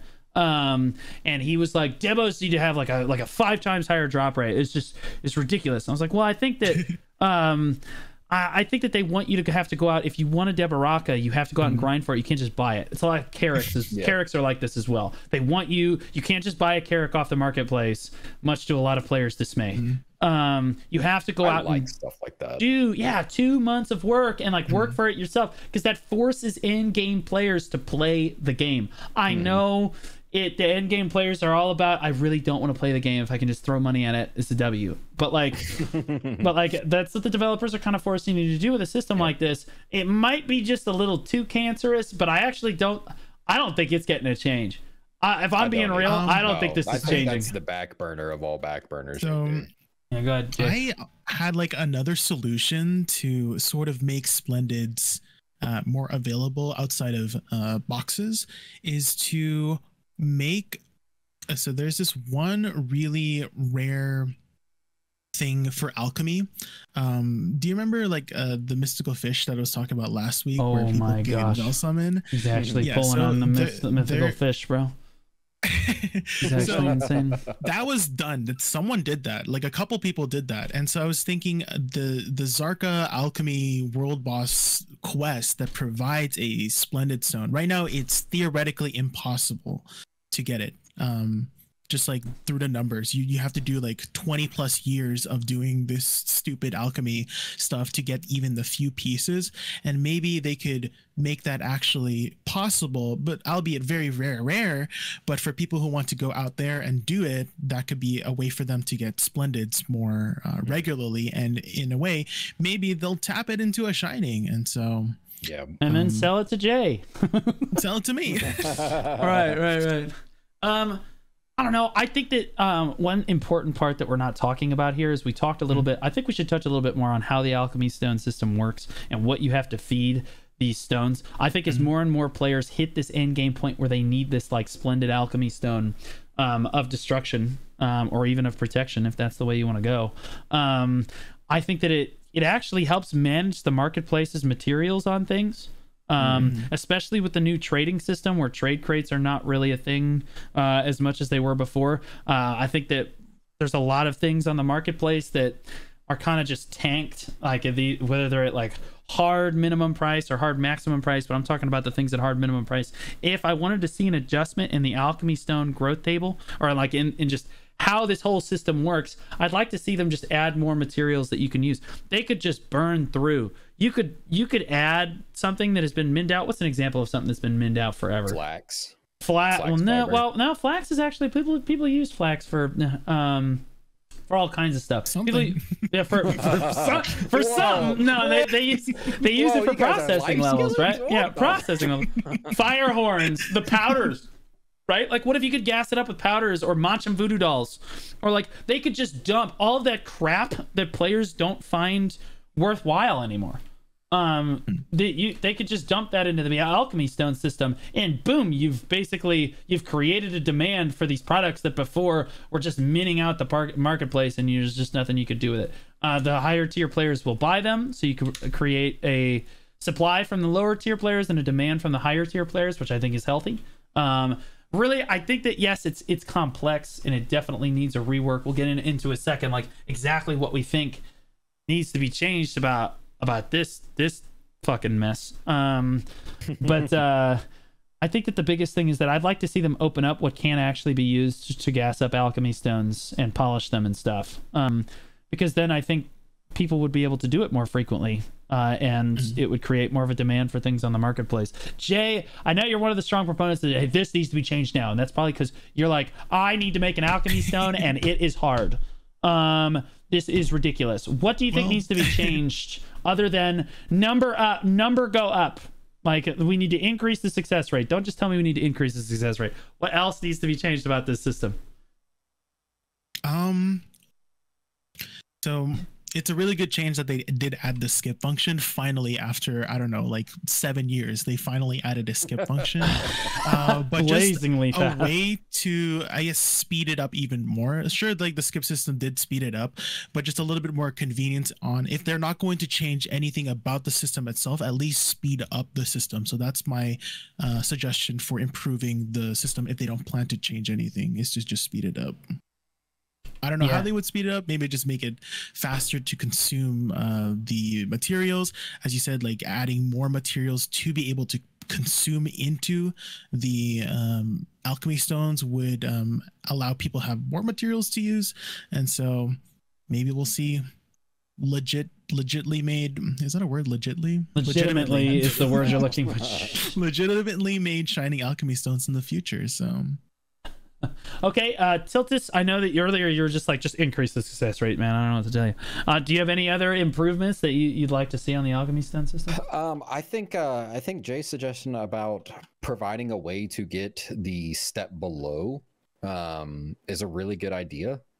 Providing, you know, the Zarka alchemy thing, whatever it was he was talking about, as a way to get a splendid stone, adding more avenues to get splendid stones, so that then you can see people going for those big end taps. They're going for the shinies, you know, they're grinding out the money, all that kind of stuff. It kind of provides almost an additional silver sink while also facilitating more taps for the item itself. Because Jay, I'm sure you would rather just buy the splendids and then smack, right? Yeah, if there was any less RNG way to get these powerful items, I would prefer. Yeah, so maybe you know, you release maybe like a time gate. Maybe they give us a time gate. And I know you guys have like opinions about time gates, but let's say we do, I don't know, a daily for like a year. Like I wouldn't mind a daily for a year to get a splendid myself, because I'm very consistent about dailies and stuff, so I don't mind doing that. Yeah. Don't Don't ever say the word time gate to me again in the same sentence. Okay. I think the point is that there are options, right? Like there's definitely are ideas that could float around. I mean, we've come up with a couple just now. So yeah, if you don't want to just make number go up equals, you know, better rates, then, you know, provide a way to get the step below, so that you can see more taps happening. Right. Okay, and much more simply put, do you think they are going to change the system? I know I already said no, and I'll explain why last, but Jay, do you think that they're going to change the system in the next 365 days? In the time it takes the Earth to go around the sun one time, do you think that they're going to change this?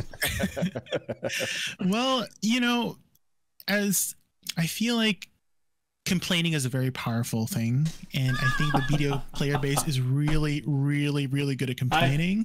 I know the developers out there. From the crystal presets, I don't know if you knew, but back in when I first got partner, we were taking like suggestions for like different things we wanted to add as partners, and then a lot of people suggested crystal presets like 3 years ago, or rather 2 years ago when I was in partner.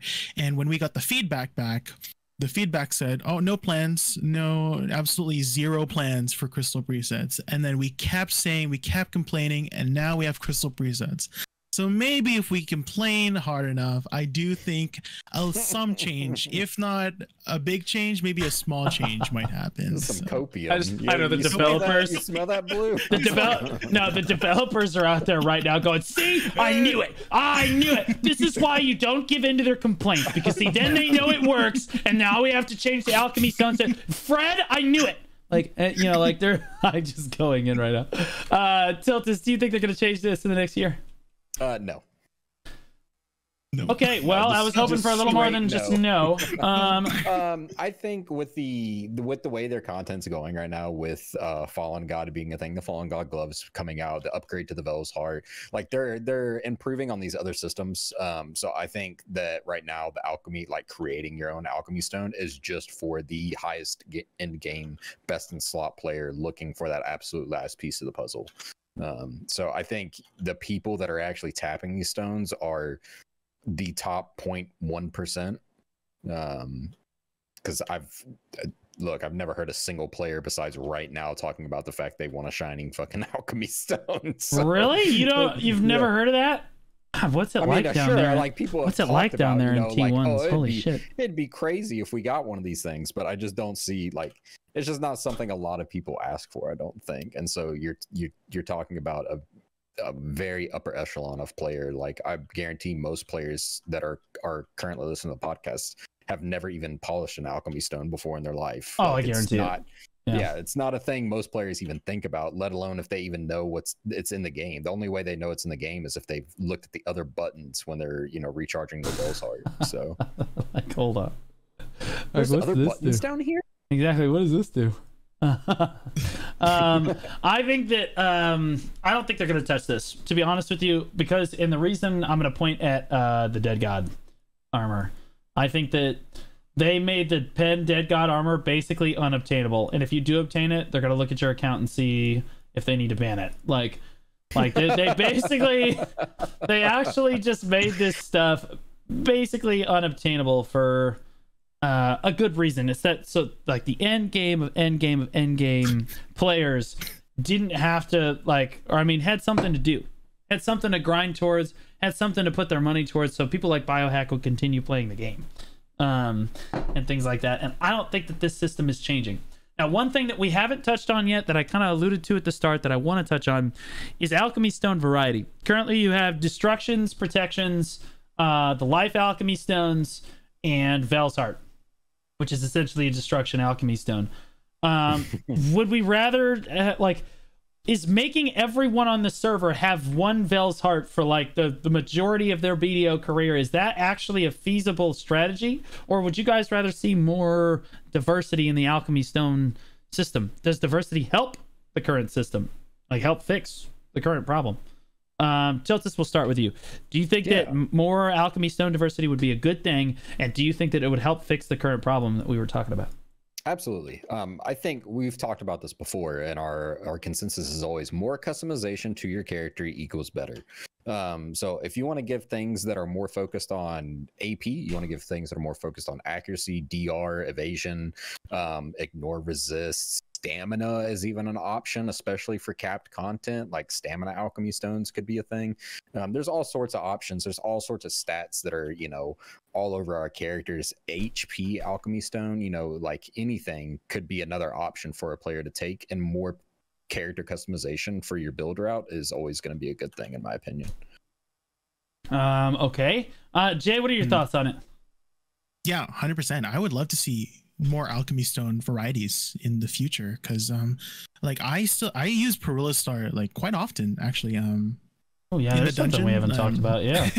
Well, oh my god, in the dungeon when I first started doing crypt, like as I was learning crypt, as I was learning like the harder content in the game, like trolls, like I felt a lot safer using my Perillas until I got more comfortable with switching out for a more offensive option.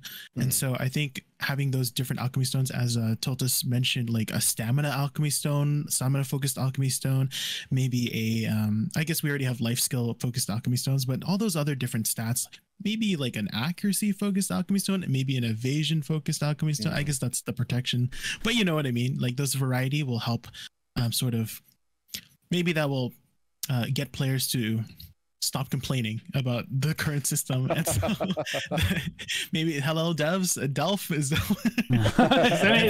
this on? Is anyone listening? Yeah, is this on?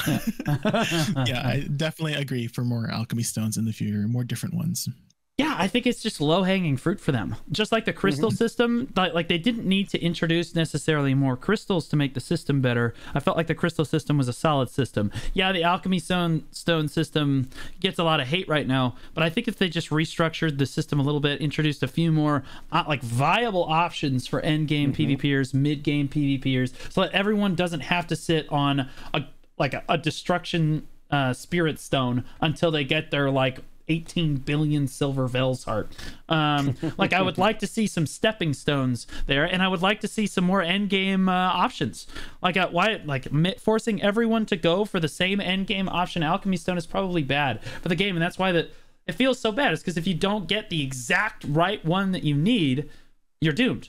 But if they added more options for like the alchemy stone to actually evolve into, say one of their blue ones could evolve into like 6 different yellow ones, and 3 of those yellow ones were actually viable late game options, I think that players stop complaining as much, to be honest with you. And I think it adds more build diversity, which is, we can all agree on, just an objectively good thing, overall 100%. For the game. Now, do you think that more and more players obtaining these end game alchemy stones, do you think that helps different builds? Do you think that currently DR or evasion is helped more? If, let's say, a player equips a shining alchemy stone, one player is wearing a shining alchemy stone of destruction, and one player is wearing a shining alchemy stone of protection, which we've not seen yet, but my guess is lots of defensive stats, right? Do you think that helps evasion or DR more? Jay?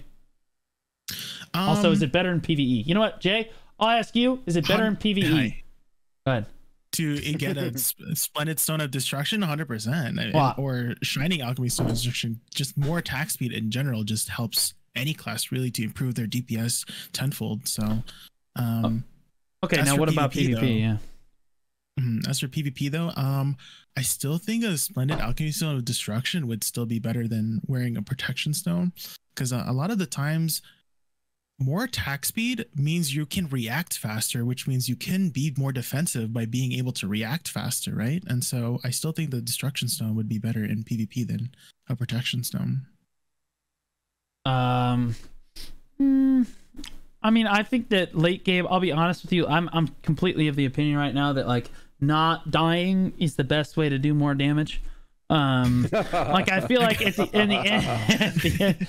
end game, like at the end, shut up, you shut your mouth, But like at the end game of end games, if you're talking about 2 745 gear score players, they're basically both one-shotting each other.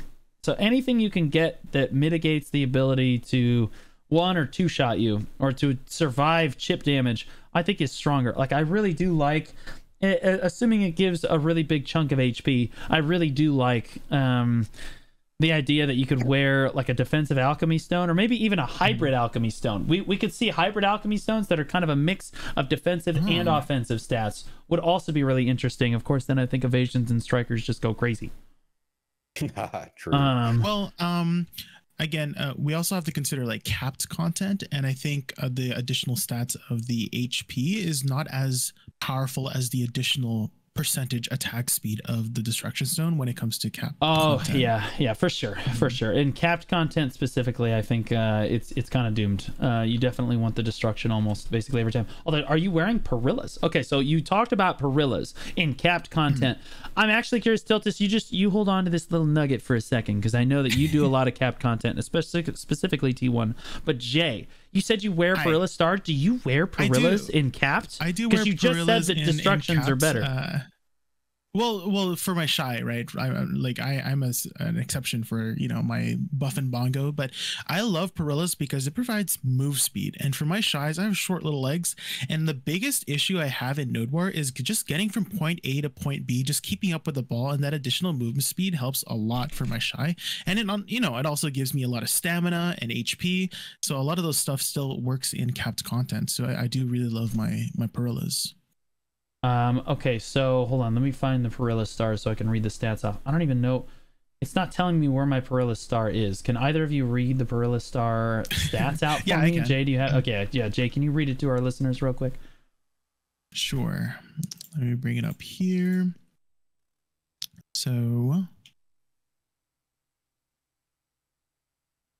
Perilla Star provides I have an exalted Perilla Star. I upgraded all the way because Oh my god, what an alpha, bro. Yeah. So the max level Perilla Star, exalted Perilla Star, provides 5 sheet DP, which gives 5 DR, minus 6% monster damage reduction, +4 all damage reduction, 1 HP per hit, 7 all resistance, 5% movement speed, 200 HP, and 100 stamina.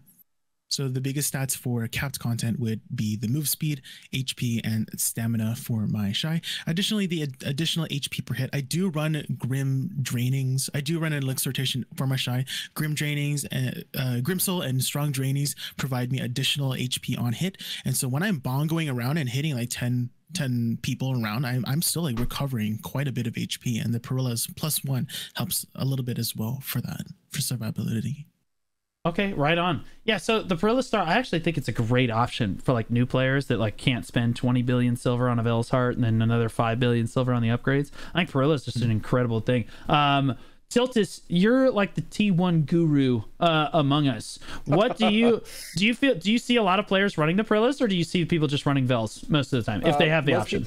Most people run Vels. The attack speed is you can't. You're playing Rocket Tag in T1s a lot of the time, so the attack speed can be the difference in you getting a kill or not. I can't. The movement speed is great. I'm actually going to bring that up to our resident shy or Node War shy because that's something she also complains about. It's just not being able to keep up. So if 5% movement speed helps her keep up, then more power to her. I will say the stamina, I have some people that complain about stamina, and they want as much stamina as they can possibly get. So that may also be an option for them as well. Yeah. So I could see it being useful. It's going to be very niche though, if anybody uses it in T1s. But do you think I know there's going to be one viewer that's like, oh, actually I use it, and more power to you, brother. I tried it for the HP on hit, and it is good for the HP on hit, but it's not good enough to run over Vels. I tried it a couple times, it just didn't work out. But the HP recovery on hit is actually pretty good, especially for a newer player that's not going to have a crazy amount of HP recovery, because they're probably not going to be running the elixir rotation, right? It'll also help them get to higher level grind spots faster. But here's a good question that my chat just brought up. Would you, if you're a new player, first seasonal, which reward are you taking? Is Perilla Star good enough that's what you're taking? Because it's going to be a while before you get in a position where you want Vels. Do you want a pen? So your options are the Pen Kaposha necklace, which is like a Tet Ogre ring, a Pen Kaposha belt, which is like a Tet Bassi belt, Perilla Star, or obviously the 100 sec. We don't even talk about that. You can get a Pen Kaposha ring too. Probably the necklace first. Second one. Obviously, 100%. Necklace first. Second one would be Perilla's. I think. Well, over the belt. It depends on what you're going to use it for. Pardon? Over the belt, really? Over the belt. Well, I guess it depends on what you're wanting to do with the Perilla Star, but I do think you should get it eventually. Maybe the belt next, and maybe Perilla Star afterwards. But if you want to just have a really good solid one for node wars and stuff, especially if you are a more defensive oriented class, like let's say you're like one of those DP Corsairs or something, or defensive Corsairs or something, or you just want to get that debuff out, or you're the shy, right? The Perilla Star is a really good option for newer players to play that defensive role. Yeah, okay. What do you think, Tiltus? You're taking the necklace every time first, right? Oh yeah. And then yeah, what's the second thing you're taking? Are you taking the pick and push, a belt, the ring, the earring, or the Perilla Star? So I could see a really good argument for taking Perilla Star second. It depends on how sweaty of a player is playing the game. So if it's your first seasonal, you should always take the necklace. I think that's just agreed upon. It's your first season. You have no silver income. You're learning the game. And then from there, if you play the game a lot and you already have your Tet belt, then why not go for the Perilla Star? It just depends on how active the player is playing. So I think totally you could get Perilla Star second if you're in a position where you don't need the belt anymore, or you don't need the earrings or rings or whatever. And we're talking about it right now. I mean, it is a backup option for a Velshard. It is a placeholder, and it's good in some niche instances as well. So I could totally see an argument being made to run that second instead of a third or fourth. Okay. Yeah, I mean, I think, man, back in the day when these first came out, I had to take them in the order that they came out. I just did seasonal every single time, and they offered the earring versus the ring first, and I already had a ring, so I took the earring, and then Perilla Star was second, so we took that, and then the third was the belt, and then the last one that come out was the necklace. So obviously now you're taking necklace first. I actually don't think that the belt and the earring / ring hold a tremendous amount of weight anymore, just because of how much money, how quickly you can make silver in the game. It's like 5 or 6 hours of work to get those things as far as grinding goes, and you're kind of just going to stumble into those anyway. Whereas Perilla's, I feel like, is like a placeholder, like you said, for Vels, and it gives you stats. I think it also helps you grind it, like the higher level spots, faster, so you can get to orcs faster, you can get to go grind more gear faster. I don't know, I really like that. I think I like the Perilla second after the necklace, but it's definitely an option. Now for us end game players who already have all this crap, are you doing seasonal to get the 100 stack every time? Yes or no? Or I'll be honest with you, I can't be fucked. There's just no. There's not a chance in hell. But J-Kun, go ahead, tell us why you do it.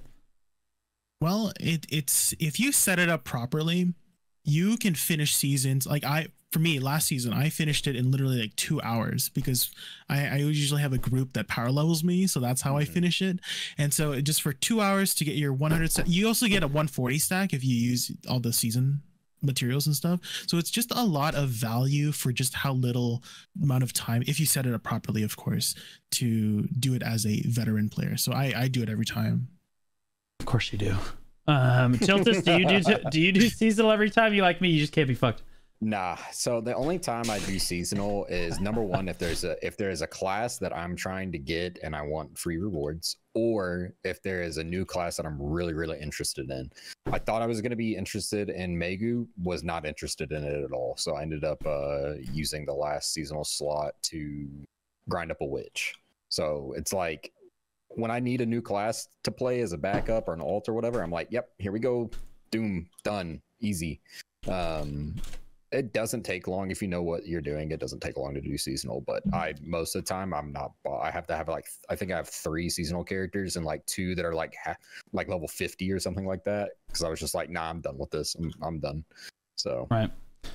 Jay's just a sicko, so I mean. Yeah, I mean, you could go back and forth on this all day. When you take the simplified quest line, you just spam R through everything. There's no questing really involved. You just get power level to 61, and then you're done. Yeah. They even reduced the amount of mobs you killed. Before you had to kill 3K Oh mobs. yeah, now you that's kill true. 4. Now you only kill 500 mobs. Oh my god, so much easier. It's not even that big of a deal anymore. So much better now. So much better now. One thing we didn't touch on that thankfully somebody in chat just brought it up. So new players have the option of the Destruction Spirit Stone. So you can wear these over the Perilla Star. Yes, it's a placeholder, but you're talking about trading all AP +6, all accuracy +8, attack cast speed +4%, For the Perilla stars, damage against monsters -5%, all damage reduction +4, all HP recovery on hit +1, all resistance +5%, all movement speed +5%, max HP +200, and max stamina +100. Which one are you wearing? If you're a new player, the destruction spawn, you know what, Jay, this is a perfect question for you. You're the PvE god of the server.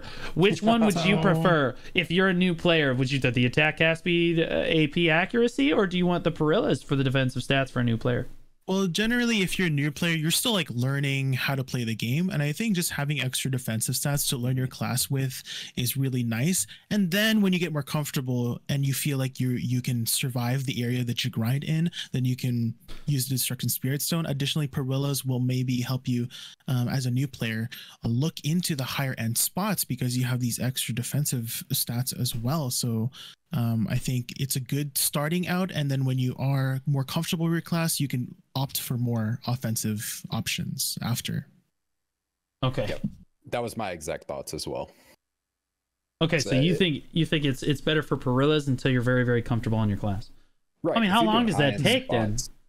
Like we're talking about taking Perilla Star second, right? This is their second seasonal. That means like arguably they're like at least 4 or 5 months into the game. Like, are you already on the Destruction Spirit Stone at that point? Well, if it's your second season, like what kind of gear are you looking at your second season? Maybe like 620-ish gear score. You're starting to look at places like maybe I don't know, like Jade Starlight Forest, Turos. I think Perilla Star would really help in areas like Turos. I'm sure like when I remember when Turos first came out. Oh my gosh, people were just getting constantly CC'd and stunned by the Turos mobs and just die at nighttime or something. The spears, so, yeah, the spears, boulders. And so I think the defensive stats again will help you out in learning the grind zone. Like when it comes to grinding, a lot of people are like, oh, like how much gear is minimum required? Well, technically there's no minimum requirement. It's just how comfortable you are at a grind spot to survive that area to be grinding in. Like a really good example was when Mutara was showing off how he can literally take off every single piece of his armor. He was grinding lower Gyphins with like 18 DP and he was surviving for a good 40 minutes until he got randomly one shot by something. So as long as you are comfortable with the grind spot, I think Perillas ideas like that with that grind spot before you can then you opt for more offensive options. So I actually really like it. Yeah. No, I think you explained it perfectly because like the natural transition is going to be to go to Turos to get your flame, to go to Jade Starlight Forest to get your flame, unless you're just buying it off the market and you just love orcs that much. And I think that like I mean a couple people in one of the chats had brought up like, well, you're not going to be 620 grinding for your flame. I would argue that 620 is right around the time. Yeah, I think that's exactly when you're grinding for your flame.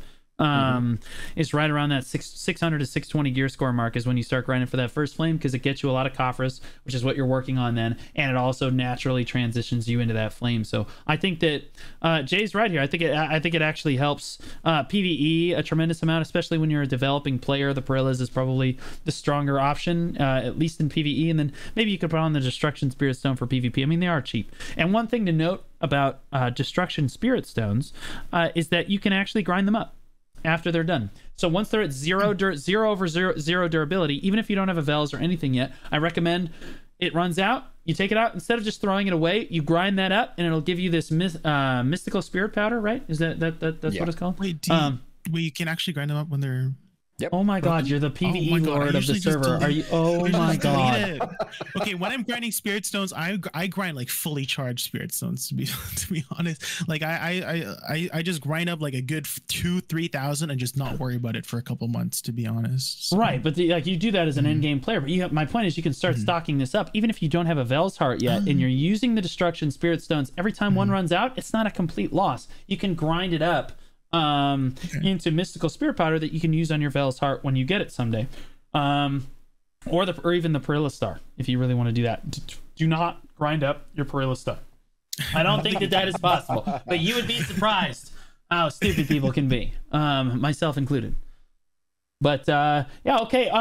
We're coming to the end here. We got about 1 minute to go. Can we have some clothing thoughts? Clothing. Some closing thoughts. Jay, do you have any closing thoughts for this episode of the podcast here?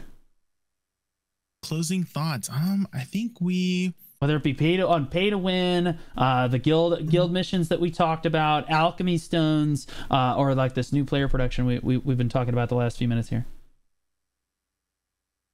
I think we covered pretty much everything we wanted to talk about.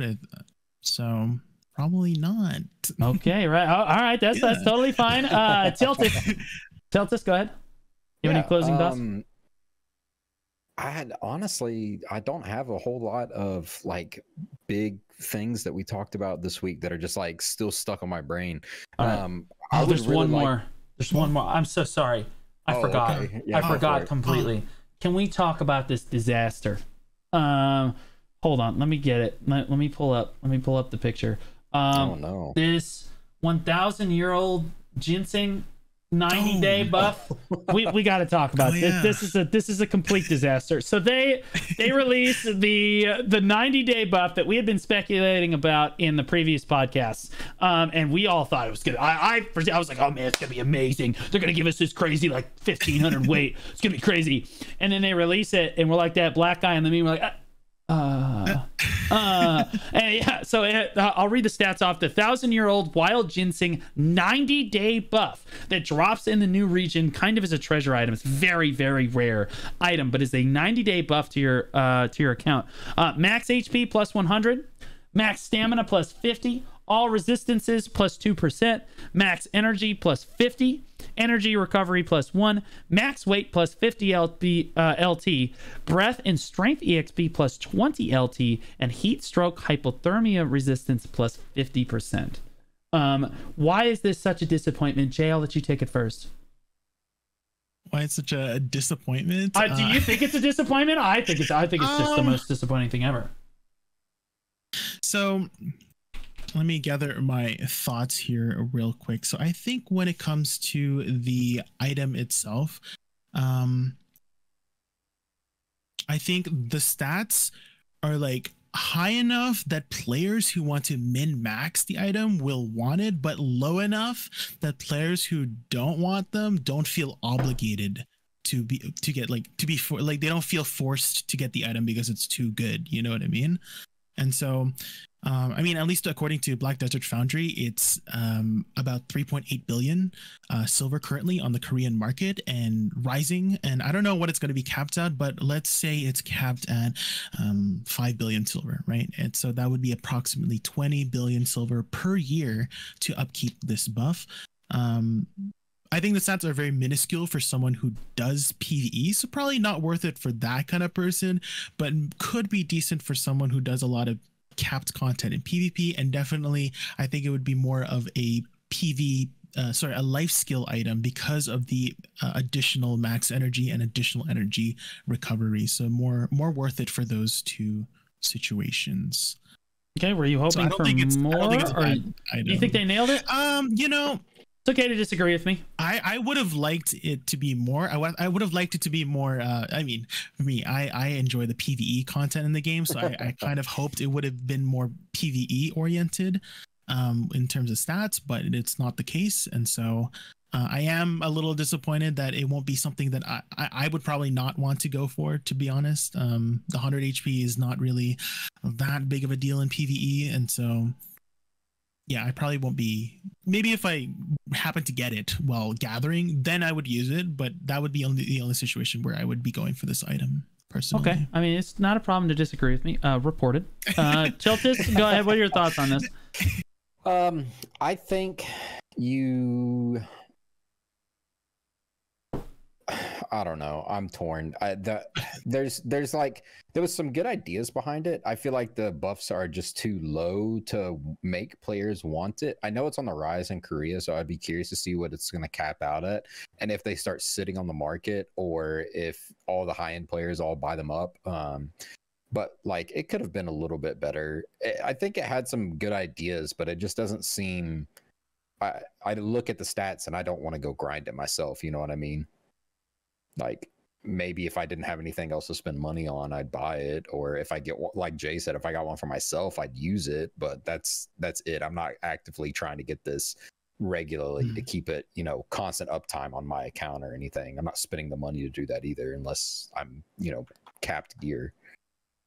with my shining alchemy stone. I mean, I was just really hoping for more out of the 1,000-year-old dumpster fire that they gave us. Like I was really hoping, like, I understand that they need to keep the PvP stats minimal, and I actually like the stamina, the HP. Maybe they give us a little more stamina, but like the resistances, even though they spelled it wrong, and the HP are great. I think I would love to have seen like plus 100 energy, plus 2 energy recovery, max weight plus 500. I know that sounds crazy, but like, is giving people 500 LT really that busted? Is it even really that necessary? No, I don't feel that it is. Breath strength EXP, could we have gone all the way to 100%? Like, no kidding. Yeah. Like 20%, like heat stroke and hypothermia resistance, I can wipe my ass with how useful that is. Like, no kidding. It's like the toilet paper of buffs. Nobody cares about that. You get that on your fairy and you're like, oh no, it's stupid. But I think that, like, what's the buff called? The auto purified water thing. Oh, I don't know. I rolled that off so fast. Inexhaustible well. That's what it's called. That's what it is. Yeah, exactly. Yeah. 100 HP I think is solid. I think the 2% resist is solid. I was really hoping for a lot more out of a 90-day buff. As a treasure grinder, I really enjoy that. But yeah, okay, I just wanted to touch on that as one of the final things here, and since we've already done most of the closing thoughts for the podcast this week, I want to go ahead and make sure that, guys, we are on Spotify and Apple Podcasts now, so make sure that you look us up on Spotify and Apple Podcasts if you guys want to just listen to us in the car on the way to work. We are also on YouTube, and I would encourage you to actually follow us on YouTube, whether it be, I believe I have a YouTube. I just pinged it in my chat. I know J-Kun has a YouTube, J-Kun VT, and he posts it every week. And I was actually thinking, guys, that if you guys want to give us feedback, like if you guys want to hear us talk about a question, please go to YouTube and in the comment section on the video, just put the question you want us to talk about for the next week, and I will pick 1 or 2 questions from the comment section to kind of lead off the discussion for the following week, so that you guys can help guide the discussion as a community. So please subscribe on YouTube, comment on the video so that we can talk about the things that you guys are most interested in. I want to give a big shout out to J-Kun VT and Tiltus TV, my 2 co-hosts here, as they are with me every week, and this is just such a fun event that we've done, and I've gotten such good feedback for it. We very likely will have our first special guest next week for episode 6 of the podcast, so make sure that you stay tuned for that. Boys, any outro thoughts that you want to shout out with? Jay better come with a title next week. Yeah, no kidding. Yeah, no kidding. God, bro, like first week he's like, guys, that's what my title is. Up last week, and then he was like, hey, you know what? I'm not gonna do my title this week. Killing me. All right, Jay, anything left to add there? Hi, my name is J-Kun VT. Don't. Father. Oh God. Cut the tape. Oh God. Yeah. Right. Father of raccoons. Okay. All right. That is going to be a wrap for episode 5 of the podcast. Thank you so much for joining us this week. We will see you next week for episode 6.